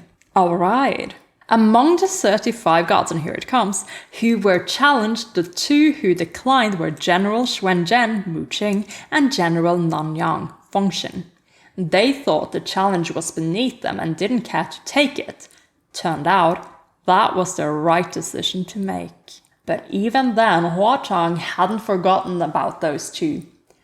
Many Xiongnian festival patrols ended in fists and blood, and when both parties crossed paths with each other. And those crazy, maniacal silver butterflies left an everlasting impression on both men. Hearing this, LIAN thought of that fluttering silver butterfly that sparkled and danced adorably around him in the light. Yes, George. He couldn't picture it as described in the rumors. Was that little silver butterfly really that scary? LIAN wondered. It wasn't that bad. It was kind of cute. And this chapter was also very cute and very, very short. That was the end of chapter 5. Oh lord. Yeah, I thought things would be picking up, but that was extremely short actually. I recorded for less than 2 hours. That's like nothing. Okay, the next chapter is not short. It's 38 pages. It's another one of the long ones. But Sandang isn't here yet. Like, I literally got dressed up for Sandang and he's not here yet. I brought out the Sandang pen. Yeah, we're not stopping. Guys, we're gonna have to continue again. After a short break and then some chapter 5 discussions, of course. Okay, let's talk chapter 5. There is a little bit of information that hasn't been dropped to us in the Donghua. And my best guess for why that is because these things become relevant way later on. So it's been like, well, we didn't introduce it early on because we have other things that we want to focus on, where the main thing, of course, is Hua Cheng and introducing him properly before we go to meet him in the ox cart in his Sandang form. And also, the calamities are more pressing than the Four Tails at the moment. Like, we already know LIAN, and I hope that the other ones are going to be more relevant and stuff, but my prediction is that they are not relevant right now. That's why we haven't actually gotten a mention out of them in the Donghua. Another thing that is mentioned is this city in Mount Tonglu, which again I do think is just name dropped now. We kind of learned a little bit about how this whole thing works, but as I have predicted for a while now, I do think that eventually we're going to have to go to Mount Tonglu. And then this information is going to be more relevant again. Why are we going to go to Mount Tonglu in the future? Maybe to stop the creation of a new Ghost King. That sounds about right to me. Like, there's only been a couple in the last century, so that would make those 2, Hua Cheng and Blackwater, sinking ships. Because Bai Wuxiang was way before that, and Qirong is a fake. So keeping an eye out for more mentions of these, the Ghost Pokemon tournament at Mount Tonglu. We do get more details about Hua Cheng's stint with the 33/35 Heaven Officials, which I really enjoyed. The one thing the Donghua did give us here, though, that we didn't get here is Mu Qing's and Feng Xin's reaction when this information comes out. I quite enjoyed that. But we do get even more information about Hua Cheng. And combined with the knowledge of the 3 kinds of the great believers that we have from earlier on, I wonder if the story about his ascension isn't true. Like, I think a lot of the stories that were about him, these rumored stories about him, actually fits with what we already know. Like, we know he was a soldier in the service of his kingdom. We know that what was the first one? It was bullied and humiliated because of his appearance, maybe. That's why he's always covered up as a young child. And we might have some indication that, well, he did have a very dear beloved someone that he has experienced a lot of anguish over. So with all those other stories being true, I feel like, well, why isn't this one also perhaps true? That could be fun. There's a lot of implications here though, like how did that happen? When would it have happened? And like no one knows about it? That's interesting, that's intriguing. Like because of what I know of Ascension is that it's the will of the universe, right? It's not something that someone controls. So if Ascension was to happen upon him, he would go up to heaven. And then he left? Holy shit, I am actually so excited about this information. It's getting me like, I want to know, I want to affirm this, I want to confirm this. Where can I get this information? Which one of you will reveal to me the truth? Anyway, it was a very short chapter because this was like the main focus of it, and I'm fine with that, but I am not fine with stopping. Because again, I got dressed up for Sun Long, I want to see Sun Long so bad. What I really like is that they chose to end this chapter on LIAN having heard all this information and then going back to the butterflies like, how? Scary how? George is adorable. We all know. like I can't believe that LIAN got seduced by a butterfly. That's all you needed to fell him. Butterfly and long legs in tight boots. Cling cling. So when is LIAN going to realize that these are all signs of a incoming gay awakening? Mayhaps soon, I hope. Mayhaps now, I hope. Like, I wonder when LIAN is actually going to start realizing that he has feelings. I think it is going to be in season 2, around episode 7-ish. So in the second book-ish. For now, I'm just super excited to see him interact with and meet Sun Long and try to look for hints for how early on LIAN might have suspected that he was Huachang. Also, I've just been informed that it is midnight in China recently, so happy birthday, Dianxia, my prince, my god. I hope you live for another 800 years and then some. Happily married and with your spiritual weapon children. So to get to that point, I first need to get you a house husband, so let's do it. Let's marry him off. Chapter 6. Clothes redder than maple, skin white as snow. Of course, those were words he would never say out loud, but no wonder Nanfeng and Fuyao's faces changed when they heard about the silver butterflies. They must have had a hard time at the hands of the silver butterflies' master, together with the 2 generals they served. Your Highness, did Huachang do anything to you? An official asked, as if LIAN should be missing an arm or a leg. He didn't really do anything, just... LIAN stopped, at a loss for words. Just what? He couldn't possibly say that Huachang just hijacked his sedan, held his hand and strolled with him in the woods. Stumped for a moment, LIAN finally said, he broke Xuanji's enchantment array at Mount Yujun and took me inside. The heavenly officials all grumbled inwardly, but remained in uneasy silence. After a while, an official finally asked, what do you all think of this? From the voice alone, LIAN could imagine how the various officials looked as they shook their heads and shrugged. Oh, who knows? Completely no idea. No one knows what he wants. How scary. What on earth is he thinking? No one can read that Huachang. Although Huachang had been ubiquitously known as the devil incarnate, LIAN didn't think he was that scary. And all things considered, LIAN had Huachang to thank for his help in the northern case this time around. Either way, his first mission after Ascension was complete. It was predetermined that all merits from the northern case would be counted under LIAN's name, but that old lord official was so overwhelmed with grief over the death of his daughter that he didn't actually remember to fulfill the promises of his prayers until much later, and the merits were discounted because he did so mournfully.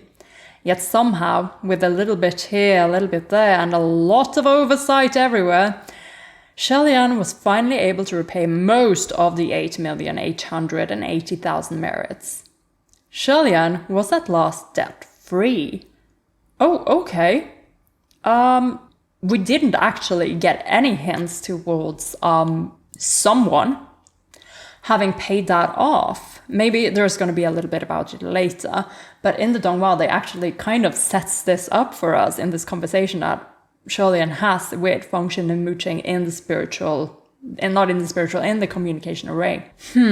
Okay, but we've gotten to debt-free already. Let's see what happens, if we're going to get any more hints regarding this. Or maybe they'll just expose it later. Unfortunate, in which case the Dongwa has actually planted something that the book didn't.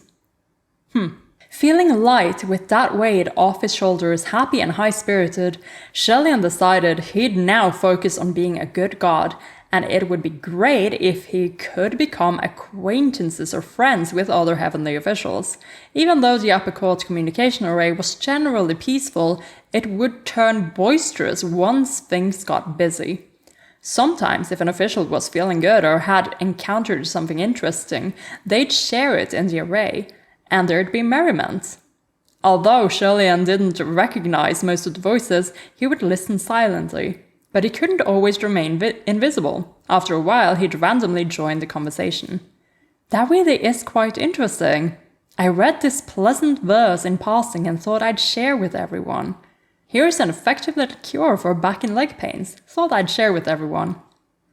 Unfortunately, every time he'd share these mindfully selected physically and mentally beneficial tips, the communication array would go silent. That makes me so mad. This makes me so mad. Oh, I wish he had friends. I know they're coming, but oh my lord. Still, it's a bit like... I suppose that heaven officials don't need cures for leg and back pain because they're gods. Pleasant little verse in passing. That's kind of like your grandmother posting on Facebook, to be honest. But still. Finally, Ling Wen couldn't take it anymore and told him privately, Your Highness, what you're sharing in the communication array is nice, but even those who are hundreds of years older than you wouldn't share those kinds of things. Are you calling him old? Ling Wen, are you calling him old-fashioned? LIAN felt a little depressed. God, me too, LIAN. He wasn't even that old, so how did he end up becoming the senior among the heavenly officials, who couldn't keep up with the trending topics of the youngsters? Probably because he'd been away far too long and always lived a solitary life without a care for the outside world. Alas, it couldn't be helped. So, whatever. He gave up and became less depressed. But you know what? Sometimes giving up is the right thing to do. Especially when it comes to these guys. But there was another problem. There were still no new shrines built for him in the mortal realm. Maybe there were, but the heavens hadn't found them, so there weren't any records. I feel like that's a hint. Because, again, who is LIAN's great believer? I feel like Hua Cheng would have had a shrine or 1,000 built for him, but the heaven hasn't found them. Okay. That makes more sense then. Like, even if there were prayers and shit happening at these shrines or temples for LIAN, they wouldn't have been registered in heaven if heaven hadn't registered them. Okay. Again, I don't know if this is correct, but I feel like this fits into my theory. So that's why I'm picking up on it. Headcanoning all the way until proved otherwise. Even old lords of the ground and soil had shrines. As a formerly ascended official, 1 of 3 times at that, having neither shrine nor temple nor followers was pretty awkward. But as awkward as it was only other heavenly officials feeling awkward for him. LIAN personally thought it wasn't that bad. And one day, on a whim, he suddenly thought, if no one worships me, I'll worship myself. None of the heavenly officials knew how to respond to that. Who had ever fucking heard of a god worshipping himself? To reach such tragic heights, what was the point? However, LIAN was used to receiving nothing but awkward silence the moment he spoke and thought amusing himself could be fun. Once he made up his mind, he jumped back down to the mortal realm. This time, he landed in a small village in the mountains. It was known as Puqi, named for the water chestnut.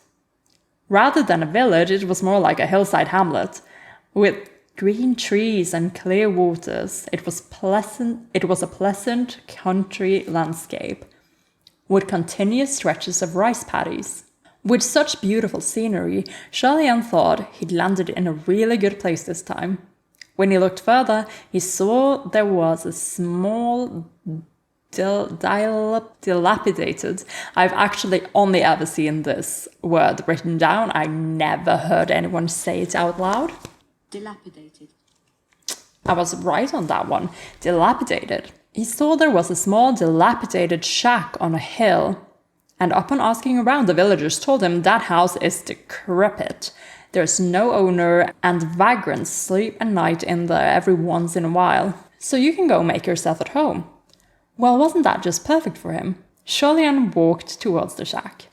As LIAN walked closer, he realized that the shack looked decrepit from afar, but on closer inspection, it was literally crumbling. 2 of the 4 columns that held up the rectangle-shaped shack were probably rotted through. When the wind blew, the entire shack would shake and creak, possibly ready to collapse at any time. But it was still within LIAN's range of acceptable. He went in for a look and began tidying up the place. The villagers were quite surprised to see that someone was actually going to settle in that shack, and all came to check LIAN out. Check him out? Okay. I mean, I know he's pretty. Very, very handsome young man. Not gonna lie, I'd go check him out too. They gave LIAN a huge warm welcome. Not only did they donate a broom to help with cleaning and watch as he swept until he was covered in dust, they even gave him a basket of freshly picked water chestnuts with their skin peeled off. The water chestnuts were white and crisp, fresh and juicy. LIAN squatted on the doorstep and ate them. He then put his hands together, and feeling thankful for this blessing, he decided to call this place Puqi Shrine. That's so nice. Literally, these little villagers that he just met are nicer to him than most of the people up in heaven. Fucking hell. Puqi Shrine already had a table inside that could be used as the altar. After a couple of wipe downs, LIAN busied himself with cleaning this and that, and the onlooking villagers soon realized that this young man was building a shrine of sorts. Curiosity overtook them, and they questioned him. Which god are you going to worship? LIAN cleared his throat and said, Yes, this shrine will be for the Prince of Shanle. Everyone's face went blank. Who's that? LIAN replied, I don't know either. He's a prince, I think. Oh, what does he do? Probably watches over you and keeps you safe, while collecting scraps in passing.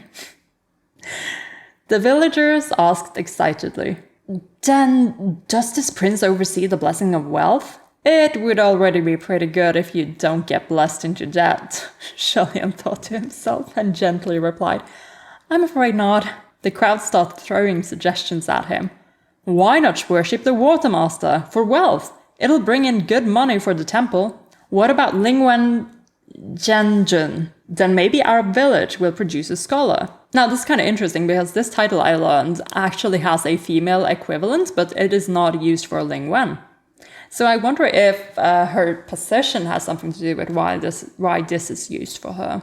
A girl shyly offered, What about? LIAN maintained his smile. What about General Zhu Yang? Ellipse replied. If LIAN really built a Zhu Yang shrine, Feng Xin would probably shoot him dead on the spot with an arrow. After roughly tidying his shrine, all that was left that LIAN needed were an incense burner, some fortune shakers, and other miscellaneous sundries. But LIAN forgot the most important thing, the statue of a god.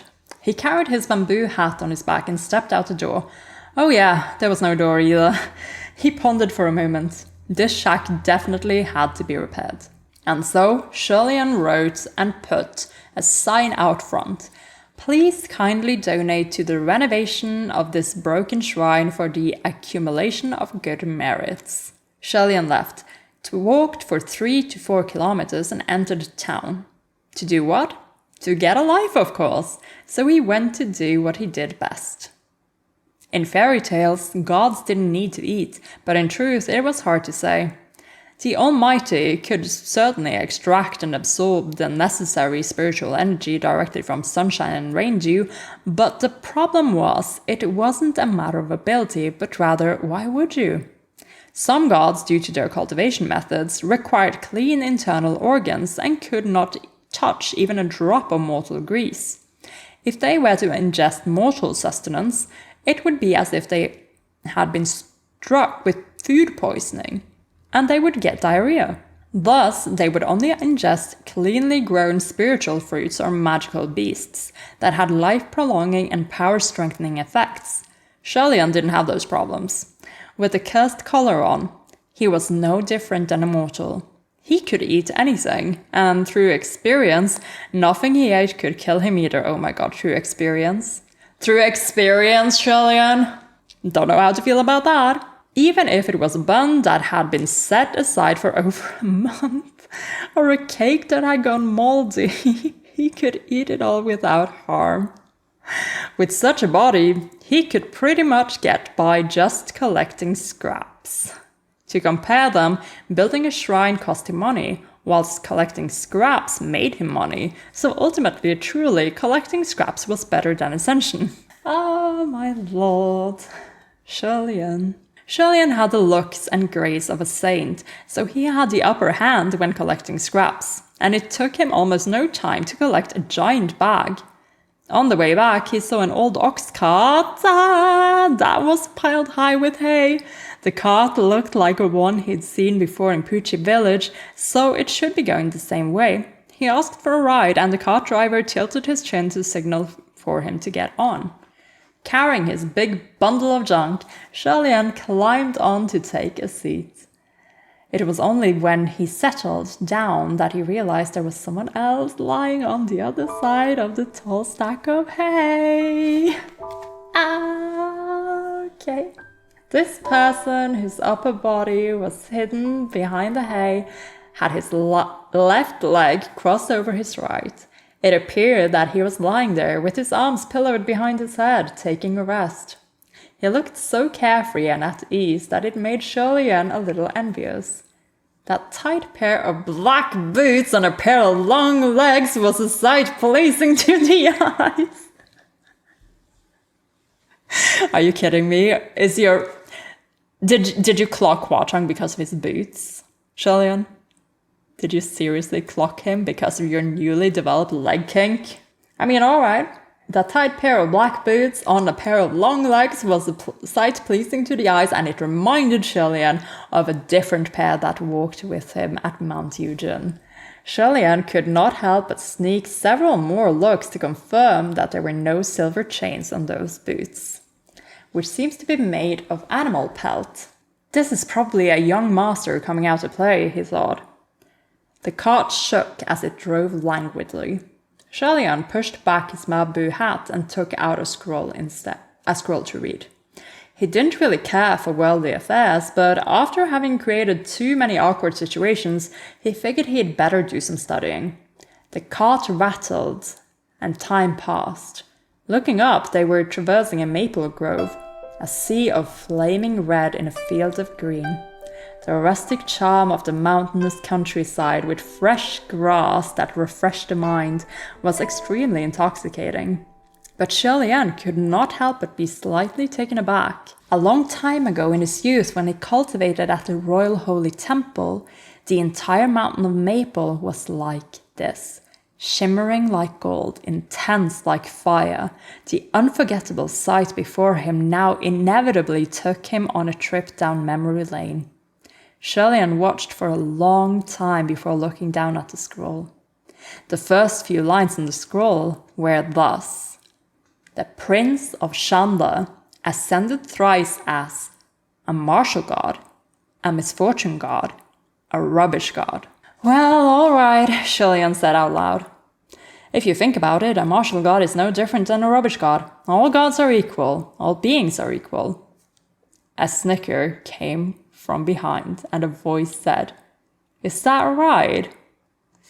The youth on the other side of the cart lazily continued in a drawl, People naturally love saying that all gods are equal and all beings are equal, but if that were true, then pretty much all those different gods wouldn't exist.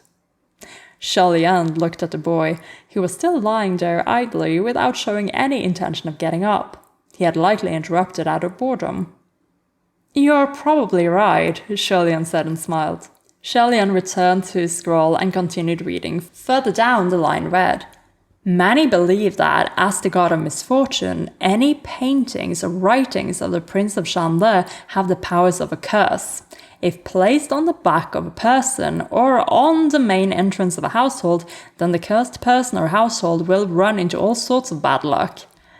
Oof.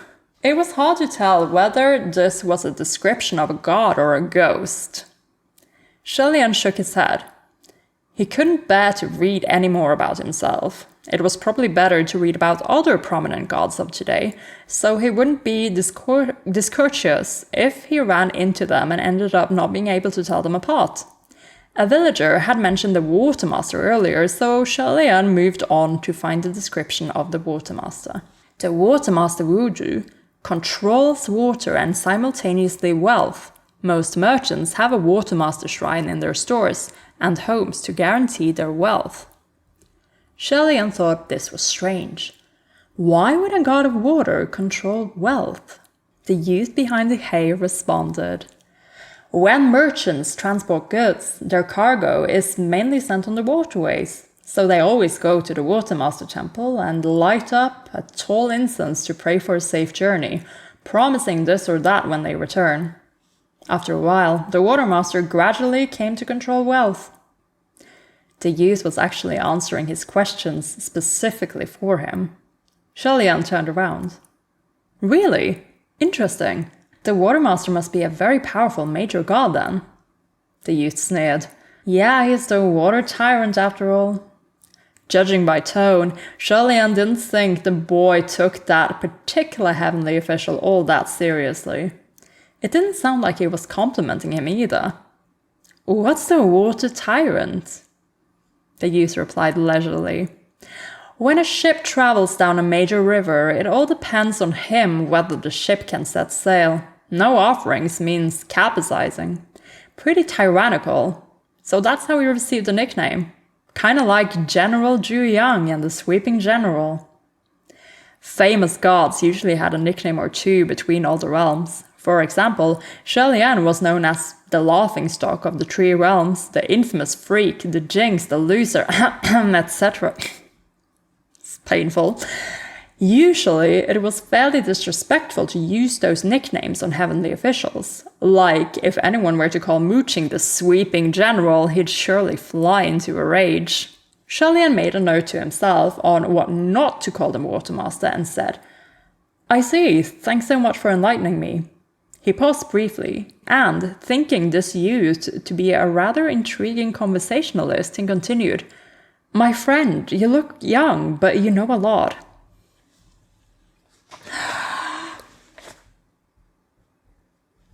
He's here. He's here. Oh, first official book art of Sanlang. Gosh, he's so cute. He's so cute. Maple leaves all over the place. Fucking love this so much. The youth replied, "Nah, just bored. I read whatever when I'm free, that's all." In the mortal realm, it was easy to find books on lore that spoke of the stories of gods and ghosts, the subjects ranging from their kindness and grudges to trivialities. Some were real, some were fake. It wasn't odd that the youth knew so much. LIAN put down his scroll. "Then, my friend, you know about gods, but you know about ghosts too?"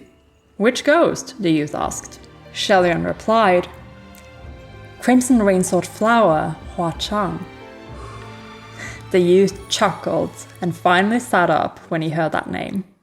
He turned around and LIAN's eyes suddenly lit up. The youth was about 16 or 17 years old. His tunic was redder than maple leaves, and his skin was white like snow. With eyes as bright as stars, he looked askance at him with a smile.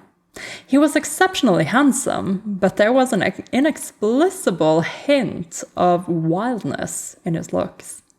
His hair was tied in a loose ponytail, crooked and carefree. The cart was driving through the forest of flaming red maples, where maple leaves danced their way to the ground. A leaf playfully landed on the shoulder of the youth, and he blew it off softly, then looked at LIAN, speaking with the shadow of a smile. "What do you want to know?" "Ask away."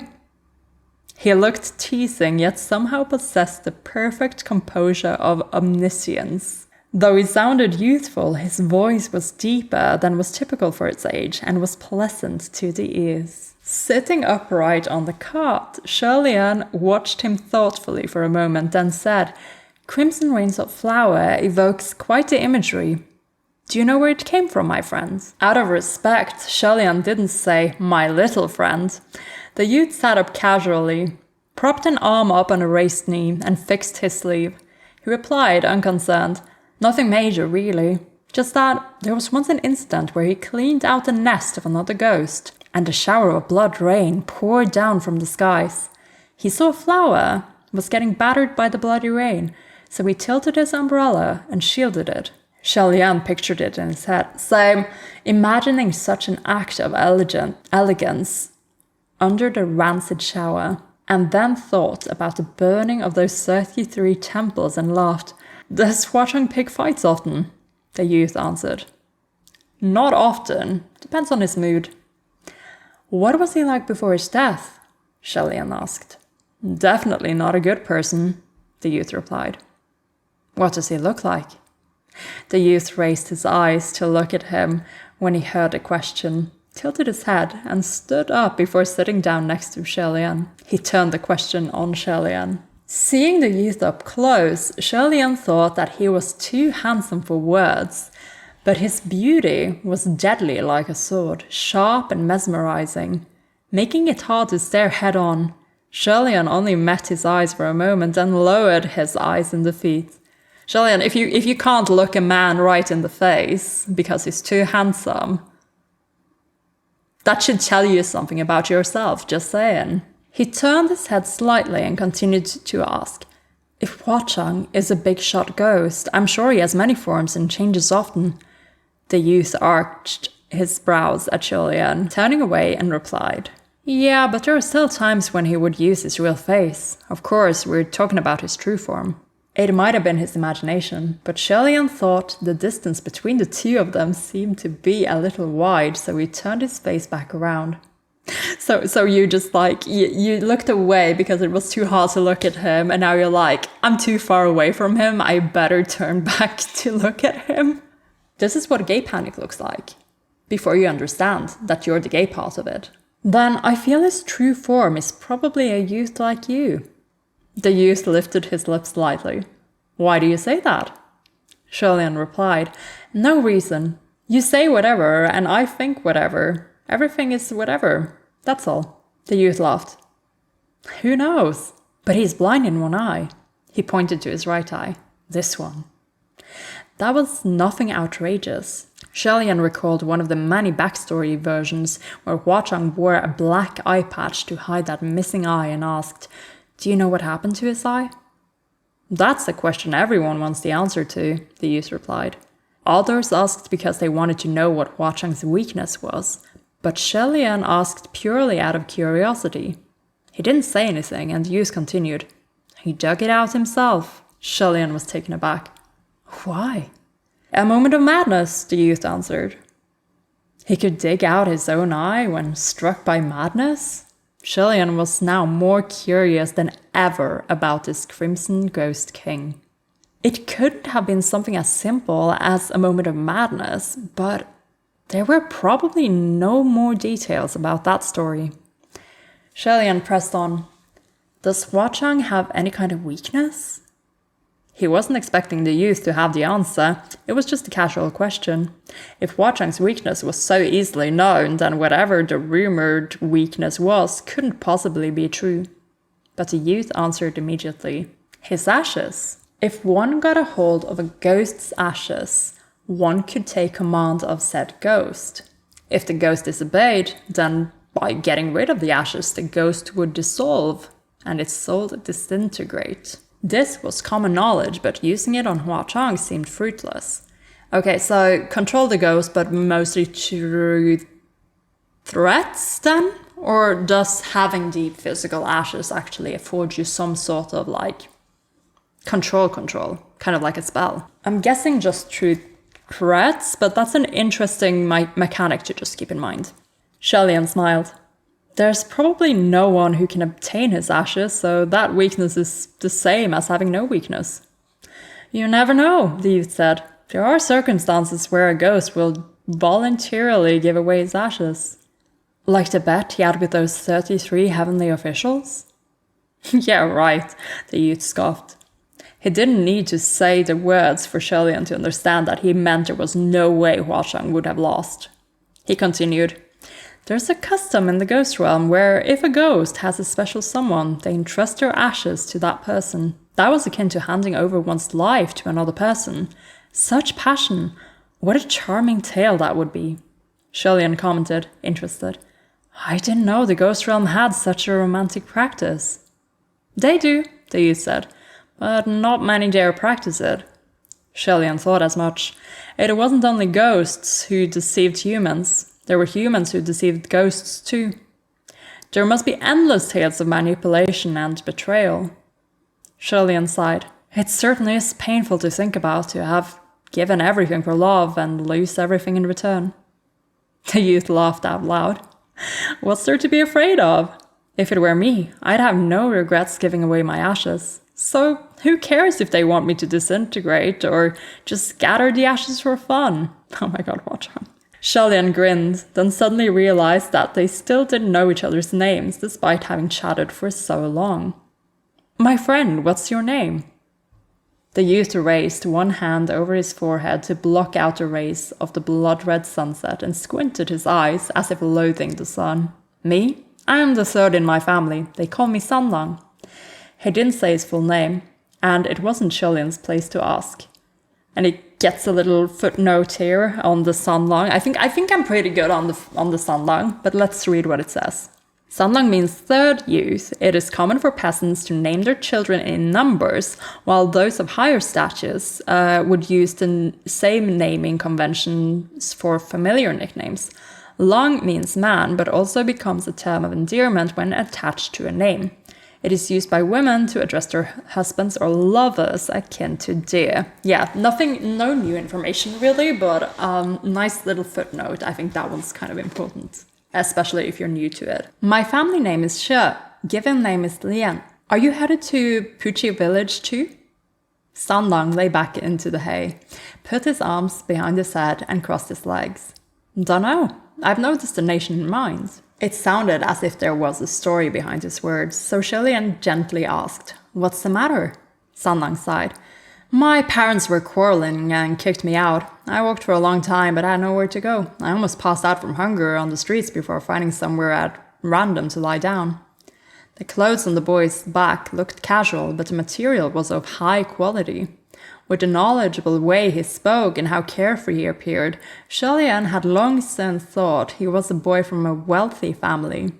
It must be quite difficult for a respectable young man to wander so long on his own.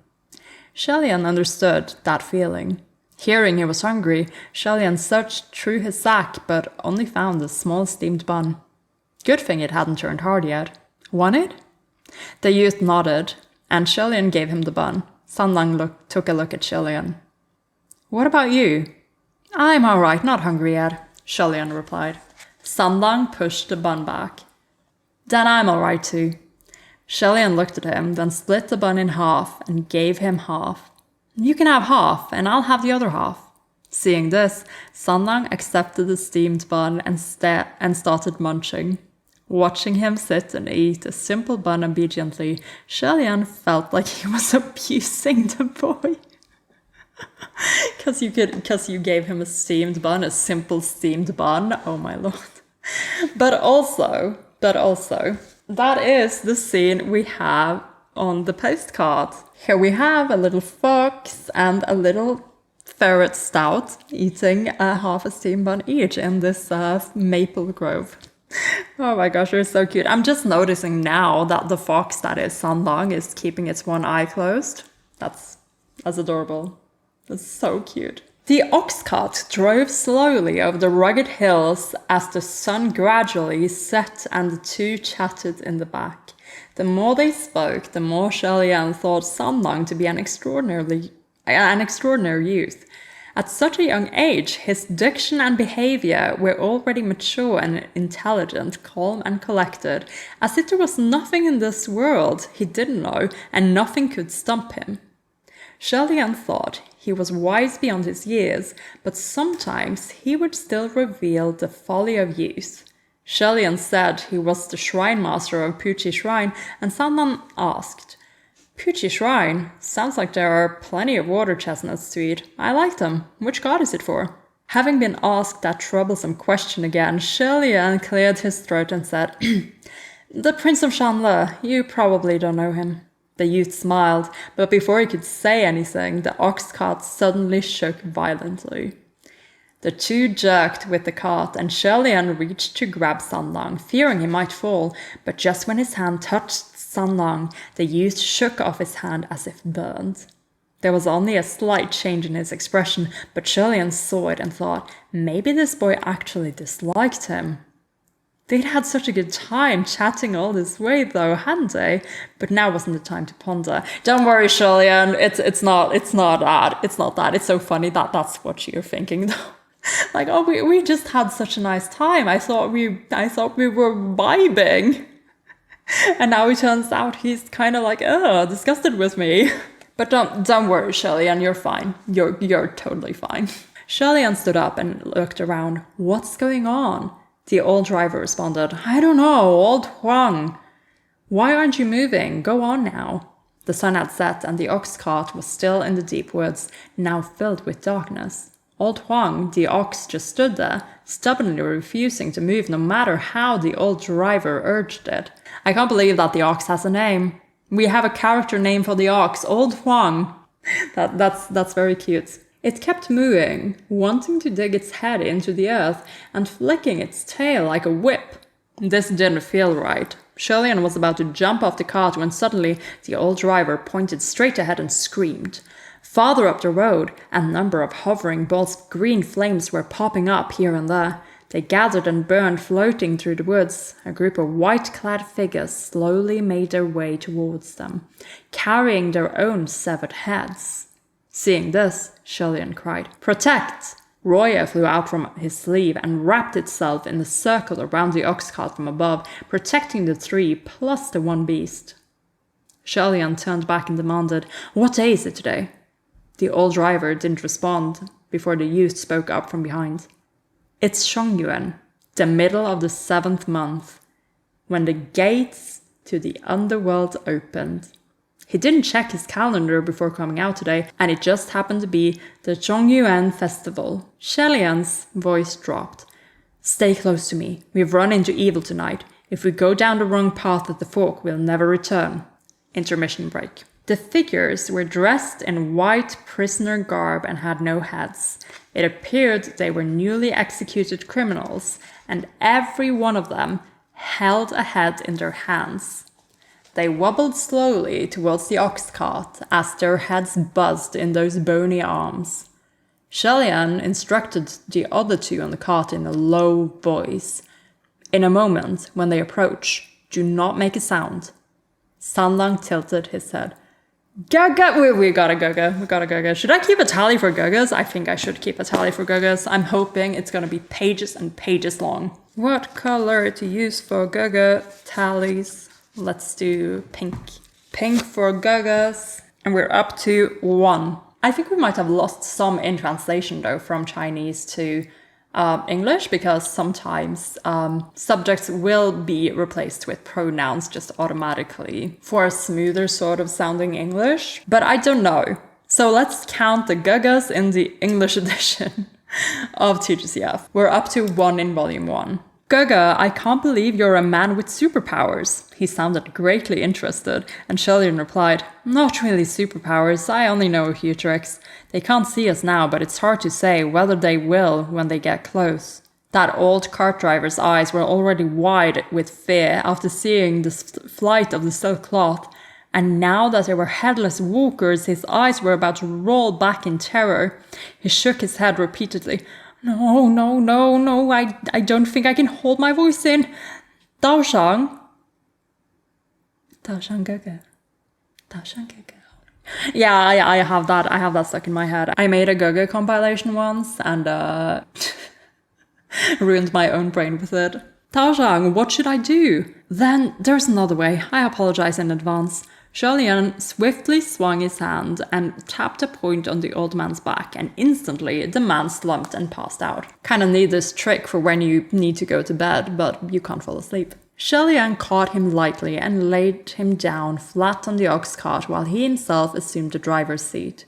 Suddenly he sensed a strange movement behind him, and when he turned back to look, he saw that the youth had followed after him and settled right behind him. LIAN asked, "Are you alright?" Sanlang propped up his chin. "Of course not. I'm scared." Although there wasn't a single trace of fright detectable in his voice, LIAN still comforted him. "Don't be scared. You're behind me. Nothing will harm you." The youth smiled, not saying a word. LIAN suddenly realized the youth was staring at him. Then quickly it dawned on him that what this youth was staring at was actually the cursed shackle around his neck. This cursed shackle was like a black collar bound to his neck, completely unconcealable. It could easily cause one to assume the worst. LIAN pulled at his collar lightly, even though it couldn't hide anything. Okay. So LIAN isn't wearing like bandages all the time, or is it actually Ruoye that is covering his neck most of the time? Here it seems like his collar is the only thing actually keeping it out of sight, but it's not doing much at the moment. But okay then. The skies had darkened and that youth's expression could no longer be seen. Well, if it could be seen, it would be as dark as the sky, I guarantee it. LIAN picked up the reins to gently urge the ox onward. The group of ghosts in criminal garb walked over wanting to pass, but they kept sensing that there was something blocking the middle of the road, so they all cursed up and down. "What the hell is going on? Why can't we pass? Yeah, what the hell? Is it haunted? Fucking hell, we're the ones doing the haunting, alright?" LIAN finally soothed the ox, and the cart silently passed by this band of headless criminal ghosts. Listening to the heads' banter, LIAN thought them rather hilarious. They were full of petty woos. Did you make a mistake? How come it feels like the one holding your head is my body? You're the one whose body grabbed the wrong head. Hurry up and switch back then, you guys. How come the cut around your neck ain't clean? The executioner was a newbie. It took him 5 or 6 tries before he managed to chop my head off. Made me think he did it on purpose. Your family probably didn't tip him well enough. Next time, don't forget to pay the guy, and he'll give you 1 clean chop. There's no next time. They do be kind of cute. The 15th day of the 7th month was the Shongyan festival, the biggest festival for the ghost realm. On that day, the gates to the underworld opened, and all manners of spirits, ghosts, monsters, and demons swarmed out to celebrate with abandon. Mortals needed to avoid them at all cost. And especially on a night like this, it was best to stay home with every door and window shut. But LIAN had always had a rotten luck. He could drink only water, and the water could get stuck between his teeth. And he could be wearing holy repellent gear, and the ghosts would appear, like what's happening now. Ghost fires flared all around them, and several were chasing after the fires, and some dressed in funeral garb were expressionlessly mumbling to themselves in front of a circle, trying to catch the offerings and joss paper money burned for the afterlife by mortals. A scene like this certainly epitomized the word pandemonium. LIAN crossed through the middle, thinking that from now on he must pay more attention to the calendar when going out. Suddenly, a screech that sounded like a chicken being butchered rang out. "Oh no, oh no, ghosts are being murdered!" This scream made all the ghosts anxious. Where are they murdering ghosts? The ghost that had screeched answered, "I'm scared out of my wits. I found so many shattered ghost fires over there, and they were all brutally crushed. What hostility!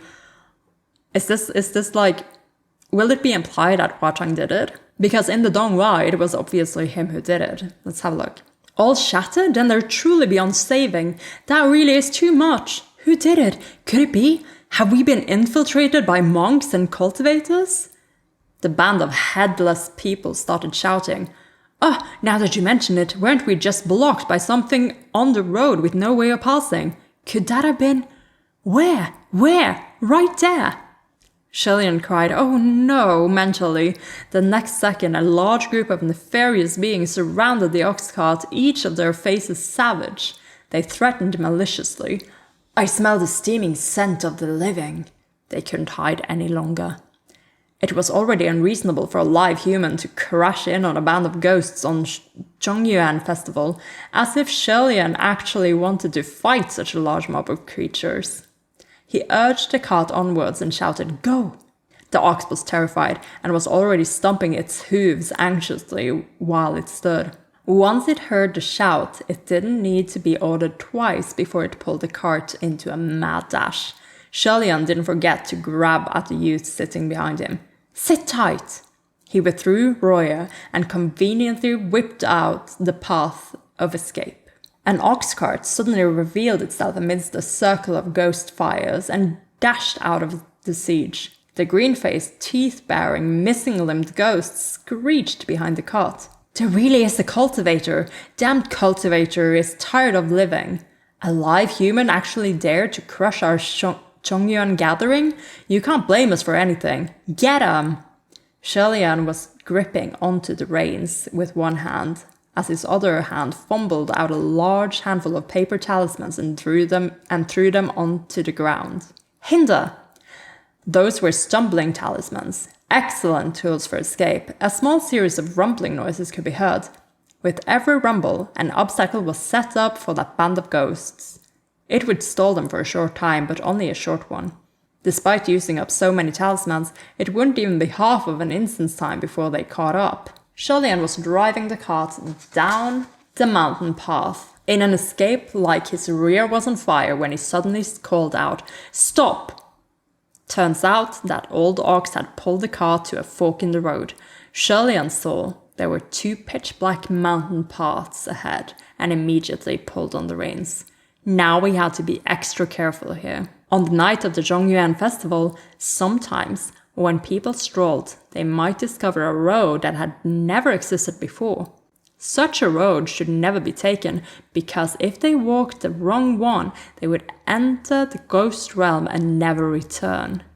Shillian had only just arrived in the area and didn't know which path was the right one to take.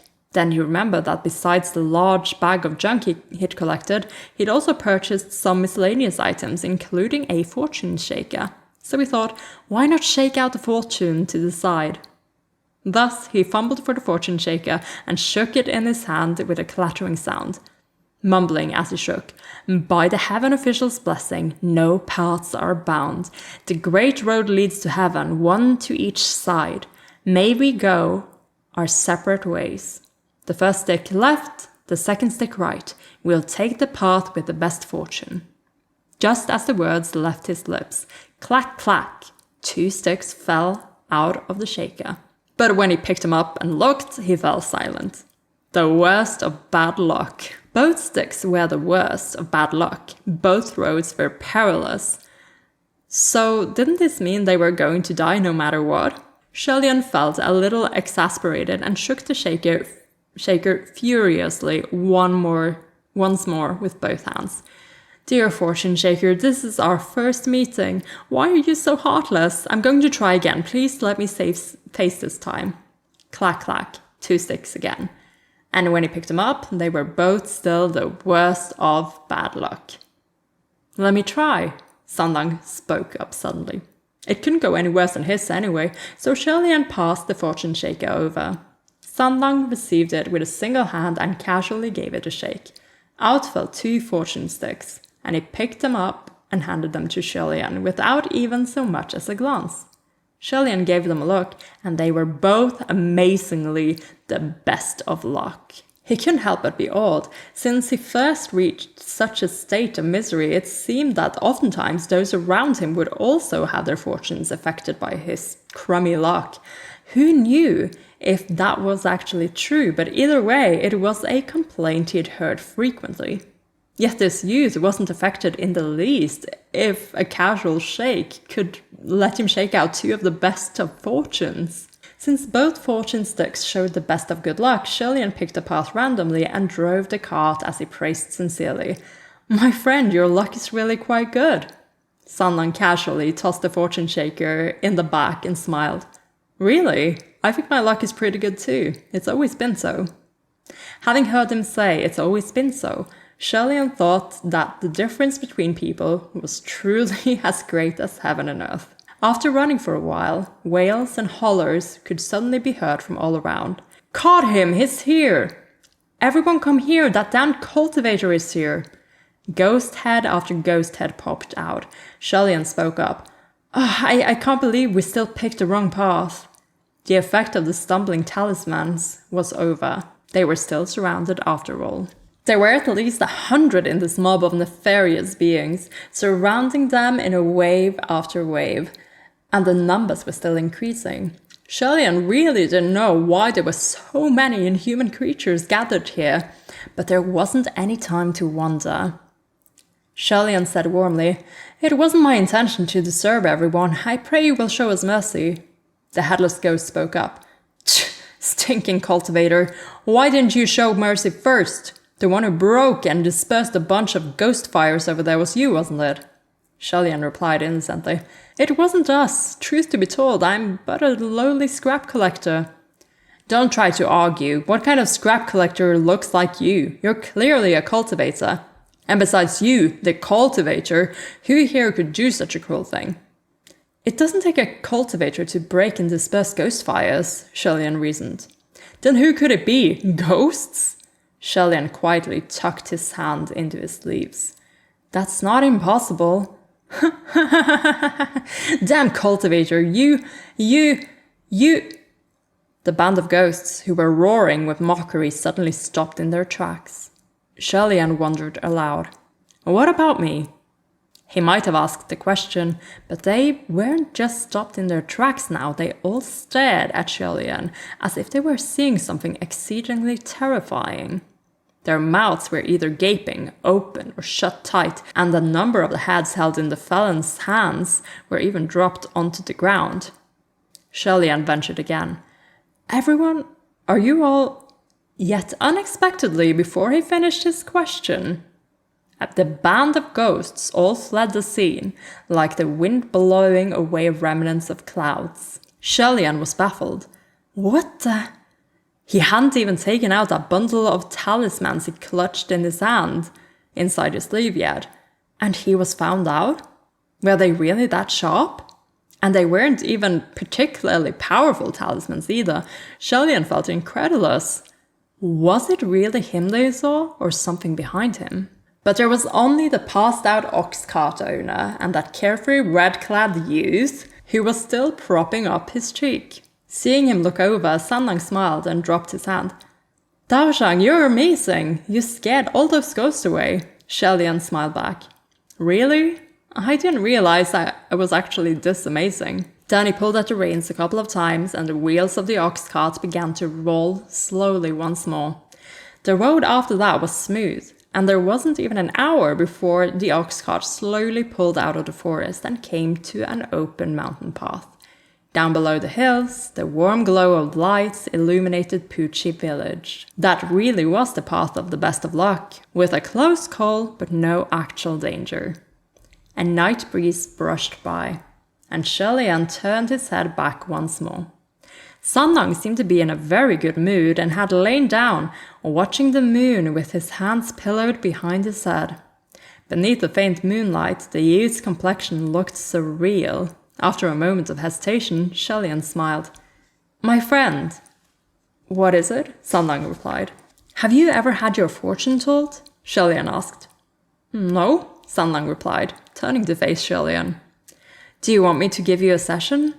Sanlang looked at him and smiled. "Do you want to give me a session?" A little bit, LIAN said. Sanlang gave a slight nod. Sure. He sat up, his body leaning slightly towards LIAN. How do you want to read my fortune? How about a palm reading? LIAN suggested. Hearing this, the corners of Sanlang's lips curled. It was hard to tell what that smile meant, but he only replied with, sure.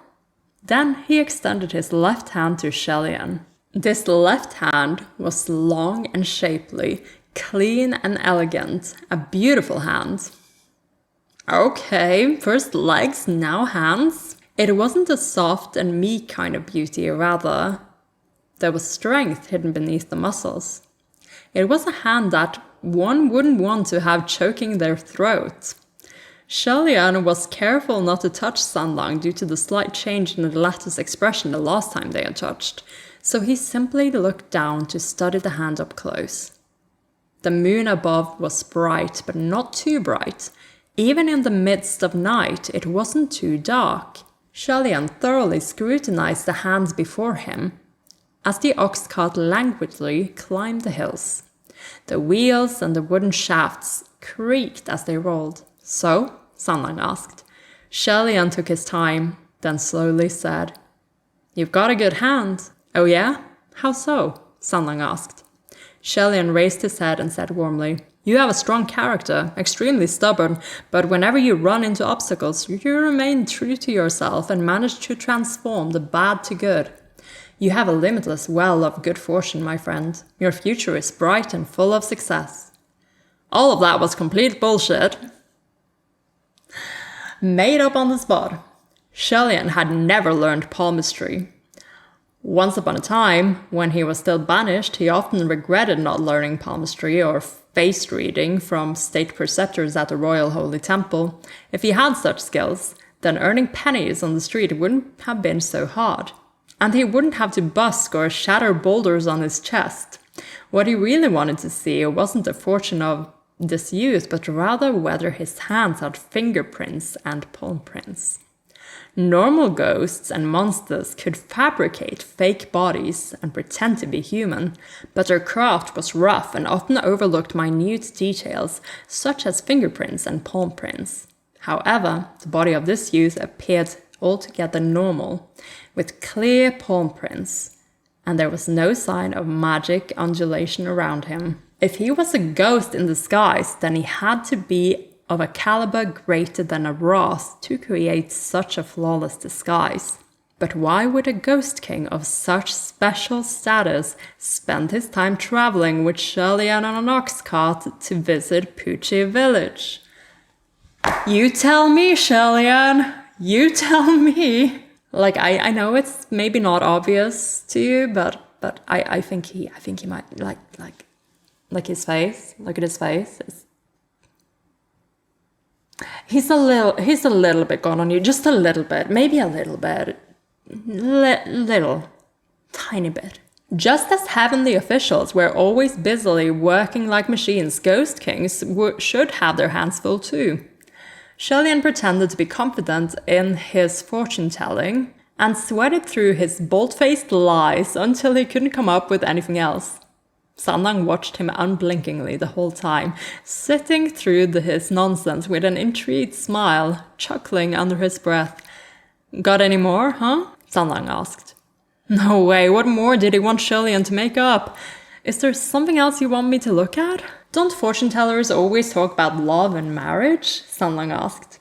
LIAN cleared his throat and replied solemnly. To be honest, I'm actually not that great at fortune-telling, so I don't know how to predict relationships, but I don't imagine you have anything to worry about. Sanlang arched his brows. Why do you say that? LIAN grinned. There must be tons of girls with crushes on you. And why do you suppose so many girls must like me? Sanlang asked. LIAN was about to go with the flow and answer before he realized that this kid was manipulating him into praising him.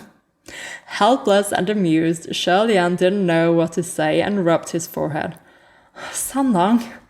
This was the first time LIAN ever called Sanlang by name. And the youth laughed in delight, letting LIAN off the hook. That's so cute. Oh, that's wonderful. The ox cart had finally laboriously pulled into the village, and Shirley-Ann turned around and hurriedly got off the cart, with his hand lightly supporting his forehead. Sunlong followed behind and jumped off. Shirley-Ann finally looked up and realized that Sunlong was actually a head taller than him. It wasn't obvious when the youth was lazily lying in the hay, but standing tall, the two couldn't see eye to eye on even ground. Sunlong stood before the cart and stretched, and Shirley-Ann asked, "Sunlong, where will you go now?" "Don't know. Maybe sleep on the streets, or a cave will do," Sunlong sighed. "That won't do," Shirley-Ann said, concerned. Sunlong shrugged. "Can't be helped, I've got no place to go." Then he grinned. "Thanks for telling my fortune. I'll rely on your good word. See you later." Shirley-Ann sweated in embarrassment at the mention of his fortune-telling. Seeing that the youth turned to leave, he quickly called after him. "Wait! Why don't you come to my shrine if you don't mind?" Sunlong stopped in his tracks and turned halfway around. "Is that okay? It's a bit early for a one-night stand, but that's a man who'll take his chances." Shirley-Ann explained, "The place wasn't originally mine anyway, and I heard it housed a number of passerby before. But it's probably much shabbier than what you're used to. I'm afraid you wouldn't be comfortable." If this youth really was a runaway young master, Shirley-Ann couldn't possibly let him run around the streets aimlessly. He strongly suspected that half a steamed bun was the only thing Sunlong had eaten all day today, and youth or not, he would collapse somewhere if he kept that up. Hearing Shirley-Ann, Sunlong turned fully around and said nothing, but walked up close to Shirley-Ann and leaned forward. Shirley-Ann didn't understand what he was up to, only that the distance between them had closed too fast. He suddenly didn't know what to do. Then the youth straightened back up, lifting the giant bag of junk Shirley-Ann had brought back in his hand. He said, "Then let's go." This is exactly as in the Dongma. They animated this scene to the details. Shirley-Ann blanked on the spot. He watched as the tall and slender youth walked away with his giant bag of junk as if it were the most natural thing in the world to do. And it made him mutter inwardly, "Forgive my sins. For what?" "What are you sinning about, Shirley-Ann? Tell me, I need to know the details." "What are you looking at, Shirley-Ann? The tall and slender youth lifting your giant bag of junk?" Sunlong strode a few steps out and started walking. Shirley-Ann was about to follow him, but he remembered at the last second that the old driver was still asleep in the ox cart, so he went back around and woke up the old man, advising him to keep the incident tonight a secret, which he won't do. After witnessing his powers, the old man didn't dare to say no and hurriedly dragged his old Huang home. Only his rolled-up straw mat was left on the cart. Shirley-Ann hoisted it on to his back, turned around and saw that Sunlong had already started climbing the hill towards Puqi Shrine with his bag of random scraps. Nearing the crooked shaky shack that was Puqi Shrine, Sunlong lowered his head and puffed out a laugh, as if seeing something amusing. Shirley-Ann approached, saw that he was looking at the sign requesting donations, and cleared his throat. "As you see, that's it really. That's why I said you might not be comfortable here." "It's not too bad," Sunlong said. In the past, it had always been Shirley-Ann who told others, "It's all right, it's not too bad." Hearing it from someone else for the first time gave him complicated feelings. The Puqi Shrine door had gone rotten long ago, so Shirley-Ann had torn it down and replaced it with some curtains. He lifted the drapes and invited, "Come on in," and Sunlong entered the shrine with him. There wasn't much in the small shrine, only a long altar table, 2 small stools and a small cushion, and a donation box. Shirley-Ann reached for the bag in Sunlong's hand, took out a fortune shaker, incense burner, and some paper and miscellaneous stationery, and placed them on the altar table. Then he lit a used red candle someone had stuffed into his hand while he was collecting scraps, and the shrine brightened instantly. Sunlong picked up the fortune shaker, playfully gave it a shake, and then put it down. "So, is there a bed?" Shirley-Ann silently took the straw mat from his back and unrolled it to show him. Sunlong quirked a brow. "There's only one?" Shirley-Ann only met the youth on his way back from town, so of course he didn't think he needed to buy more than one. If you don't mind, we can squeeze a bit tight for the night. That works, Sanlang agreed. LIAN then reached for the broom and swept the floor while Sanlang looked around some more. Daoshan Gege, aren't you missing something in the shrine? LIAN had just finished sweeping and was kneeling on the ground, laying out the mat when he heard him. He answered as he patted their bedding.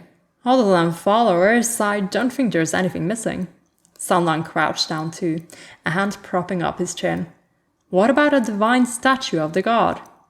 His words reminded LIAN. How did he forget the most important things for a shrine? A god statue. A shrine without its idol is no shrine.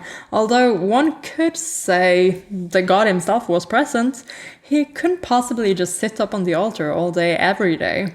LIAN contemplated for a moment and came up with a solution. I brought some paper and ink today. I'll paint a portrait tomorrow. Painting a portrait of himself to be hung on the shrine he built for himself to pray to himself. If the heavenly realm caught wind of this, they'd probably laugh at him for another 10 years.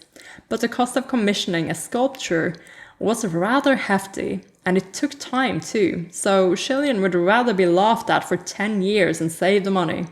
Unexpectedly, Sanlang spoke up. A portrait? I know how to paint one. Need my help?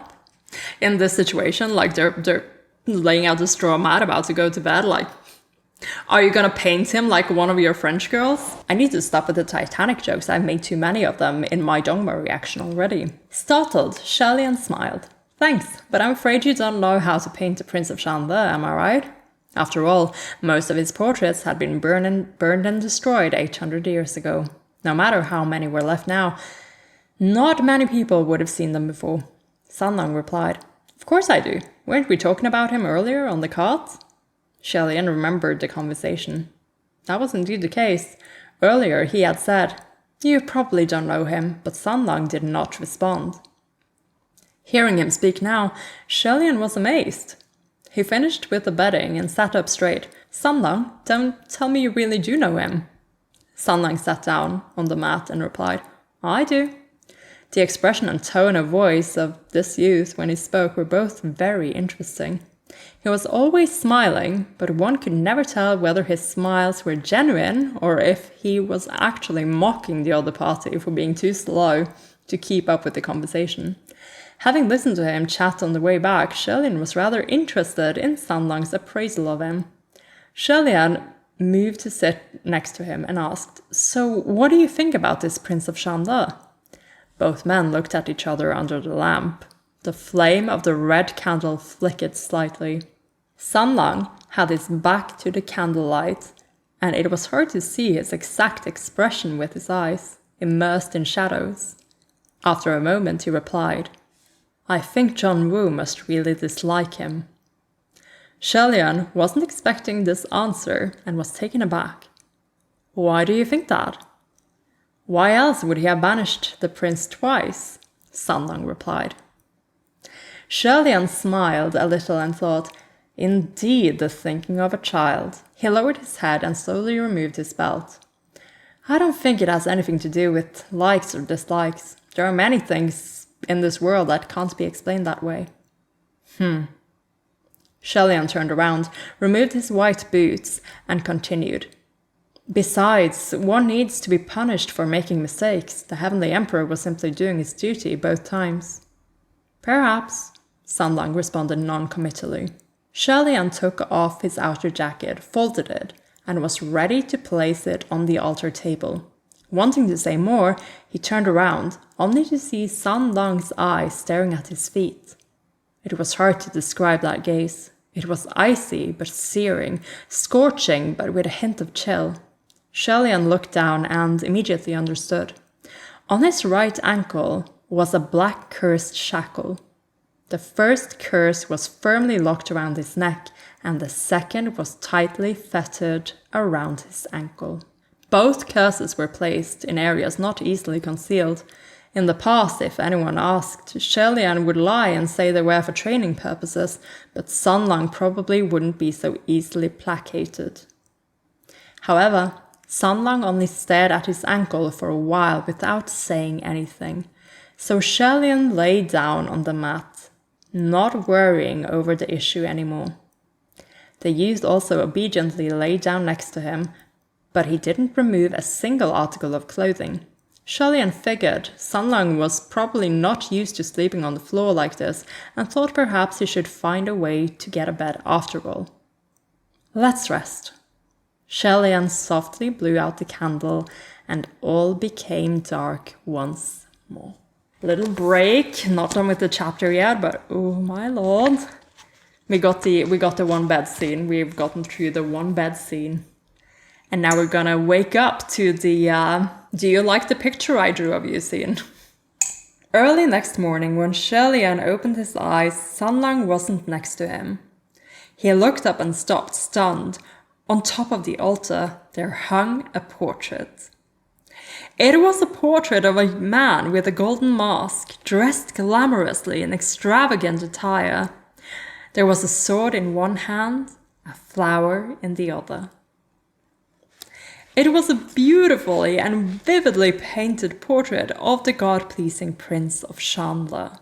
It had been years since LIAN saw such a painting, and he stared at it stunned for a long time before getting up. He got dressed and pulled back the curtain. Sanlang was just outside, hiding in the shadows alongside the shrine, twirling the broom in his hand and watching the sky with a bored expression. It seemed this youth really didn't like sunlight. The way he was watching the sky looked as if he wanted to pluck the sun and stomp it into pieces. I remember in the Donghua as well that he didn't really like the sunlight in the desert. That was kind of like making him all hot and bothered, but for the wrong reasons. So I wonder if this really is like a ghost weakness, the bright, bright sun. All the fallen leaves around the shrine had been swept into a pile next to the entrance. LIAN went out the door and asked, "Did you sleep well last night?" Sanlang was still leaning against the wall, but turned his head and said, "Not bad." LIAN walked over, took the broom from his hand, and asked, "Sanlang, did you paint that portrait in the shrine?" Sanlang replied, "Uh-huh." "It's really well done," LIAN praised. Sanlang's lips lifted, but he didn't say anything. Maybe it was because he'd slept all over the place last night, but his ponytail this morning seemed to be even more crooked, loose and casual. It actually looked quite nice, casual but not messy, rather playful. LIAN pointed at his own hair and asked, "Want me to help you with that?" Sanlang nodded and headed back inside with LIAN. When Sanlang sat down, LIAN let down his black hair and quietly started examining it. Even if the palm prints and fingerprints were perfectly detailed, ghosts always had one flaw in their body creation. The hair of a living person was uncountable, and it came in individual strands that were intricate and distinct. The fake bodies created by ghosts had hair that was either a black blur or a pasted mass like long strips of fabric. Sometimes they just went for a bold look. LIAN had checked his palm prints and fingerprints the night before, and he had already lowered his guard. But seeing the portrait this morning raised his suspicions again. How would an ordinary person know how to paint this portrait? Yet when he combed his fingers through Sanlang's hair, LIAN couldn't find anything amiss. After a while, Sanlang let out a laugh as if he were ticklish from the touch. He turned his head slightly and looked at him out of the corner of his eye. He said, "Gaga, are you helping tie my hair, or are you thinking of doing something else?" With his hair down, Sanlang still looked handsome, but there was an added air of wickedness. His question sounded like a tease, and LIAN grinned. All right, LIAN said, and quickly finished doing Sanlang's hair. But after that was done, when Sanlang looked at his own reflection in the bucket of water in the corner, he turned back to LIAN with quirked brows. LIAN took a look and quietly cleared his throat. The ponytail had been lopsided before, After LIAN retied it, it was still crooked. Although Sanlang didn't say anything and merely stared at him, LIAN hadn't felt this embarrassed in centuries. He lowered his hands and was just about to suggest they try again when suddenly there was a commotion outside. Sounds of footfalls approached and several loud bellows rang out. Great Immortal! Bewildered, LIAN ran to the door just in time to see his shrine surrounded by a large crowd, everyone's faces red and excited. The village chief sped ahead towards LIAN and grabbed his hand. Great Immortal, a living god has descended upon our small village. We are so thankful. We have a question mark ellipsis, but this time it's 4 question marks. I think we have some outliers. Question mark, question mark, question mark, question mark, said LIAN. In other words, said LIAN. The rest of the villagers also followed the chief and surrounded LIAN. Welcome to Puqi village, Great Immortal. Great Immortal, can you bless me with a wife? Great Immortal, can you bless my wife with a child? Great Immortal, we have fresh water chestnuts for you. Do you want water chestnuts? After eating, can you conveniently bless me with a good harvest this year? The villagers were so enthusiastic and passionate that LIAN had to take a few steps back. And he broke into a sweat. It seemed that the old driver from the night before had a big mouth. LIAN clearly told him not to tell, but the instant morning arrived, news had already traveled around the entire village. The villagers had no clue what kind of god was worshipped in Puqi Shrine, but still they all crowded in, wishing to light incense in prayer. It didn't matter who it was a god, and prayers do no harm. LIAN had initially expected tumbleweeds and crows at the shrine, with only a few coming to offer prayers, so he didn't think to prepare a lot of incense. Who knew that with such hubbub all the incense should be gone in a second? The little incense burner was filled to the brim, and its heavy smoke enveloped the shrine. Since LIAN had not smelled that scent in a long time, he even choked on it a few times. He said as he coughed, Everyone, this shrine doesn't bless you with wealth, really. Please stop wishing for wealth. The result is unpredictable. I'm sorry, this shrine doesn't bless you with a good marriage either. No. This doesn't grant pregnancies either. Sanlang stopped caring about his sloppy hair and sat next to the donation box, one hand propping up his chin, the other grabbing water chestnuts to eat. Many village girls saw him and blushed. They turned to LIAN. Do you grant? LIAN didn't know what they were going to ask, but felt instinctively that it must be stopped immediately and cried, no.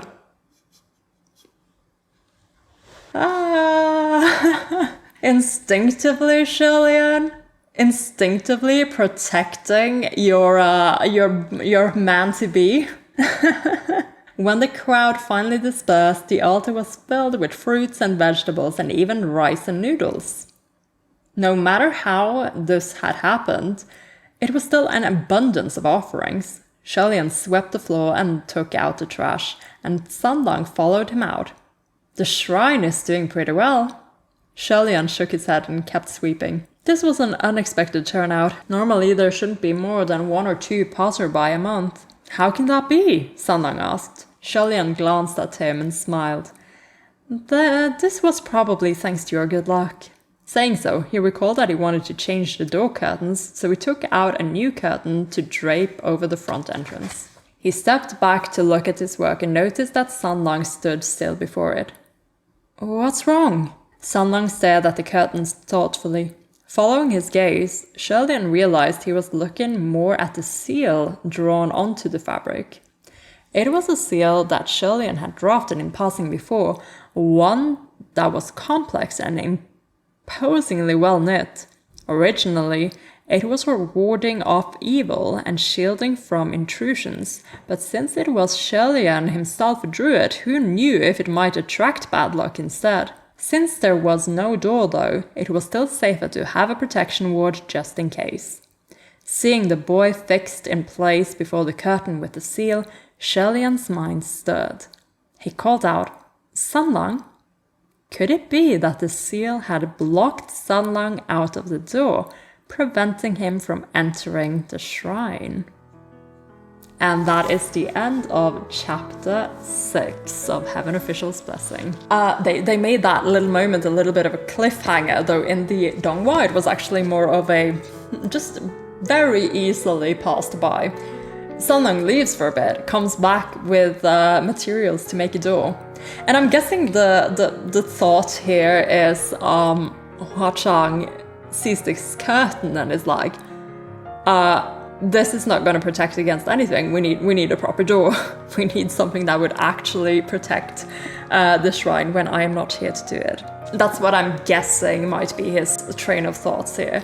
But hey, we managed to get pretty far in. We're already on page like 200 and making a lot of progress. Looking at what is left of the book, it makes more sense to me now that the rest of this is gonna be a little bit more Puqi Shrine and then the Banyu arc. But yes, there we are, and I am so excited to be celebrating the entry of my favorite love interest into the story.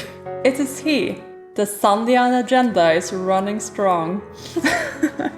So I quite enjoyed reading the book version of this, though I have to note they did such a good job at keeping to the details when they animated this.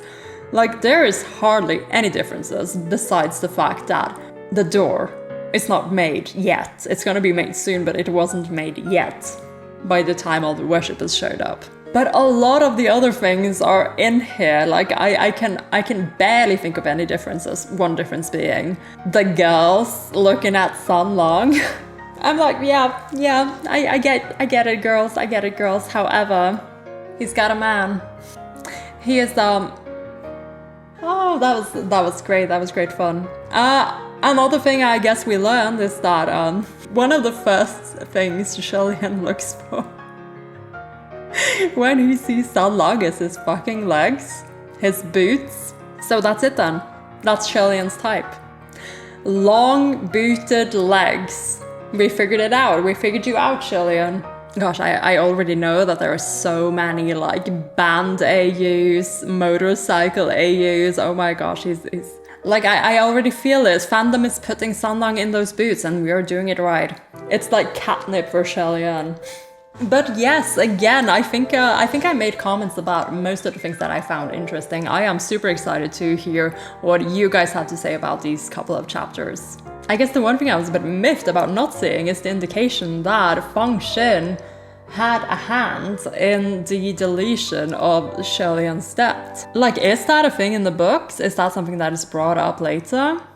Because I suppose there was like some hints of it in the text.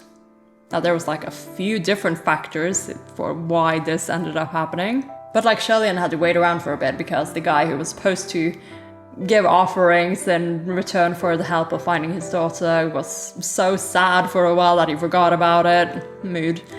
But also was so sad when he did it, it became like a mournful thing and it wasn't paid as much or whatever. But like, in the end, it turned out well. But the book makes it seem like it was more on like his own merit and the things that happened in the Eugen quest thing, rather than it was paid off. But we'll see. I still hold out hope for that one, because that one is a really interesting piece of thing that happened, I think. Maybe we'll only learn about it when we meet the Emperor again, because he was the one who told Shelian about it. I also noticed, I just remembered now that I mentioned the Emperor, that there was like one part where, again, he and Shelian are mentioned in the same sentence, in the sense of they're notorious for different reasons. And then Hua Cheng is mentioned later for being notorious for, well, Hua Cheng reasons. Like, it might not mean anything, but I am looking for the parallels between Shelian and the characters that I've threaded him with, and that is certainly one of them. But okay, we finished up another long reading. Holy shit, I think I've recorded for more than 4 hours again, but not those almost 6 hours like what happened last time. The first chapter was a lot shorter than the second one this time around. And I think that, yeah, I can do one long chapter and one shorter one. I'd rather not do 2 very long ones in a go. We'll see how things develop in the future. But either way, I had fun this time around and I reached my goal. I found San Lang. He's in the story now and I can rest with ease. He's just as flirtatious and wonderful as I remember him.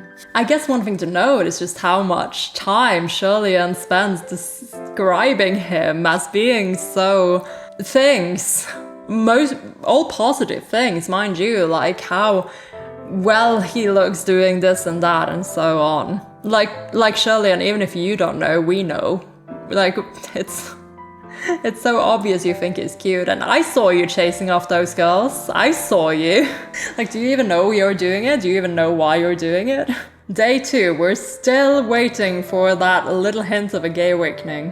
For those keeping up with the tallies, we have a total of 12 ellipsis answers from LIAN, of which 2 are question mark ones, 5 from everyone else, still only 2 laugh or cries, and a total of 3 gagas in this chapter. I know there were like 11 or something in the actual episode, so I do feel like some of them have been switched out for English pronouns, which is fine, our loss though.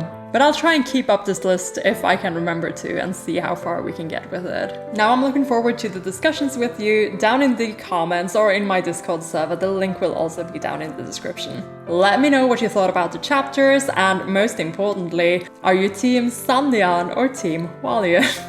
This is very important to me, I need to know. We should run fandom statistics. This has been Amelia, aka Spaced Out Puffin, and I will see you in the next one.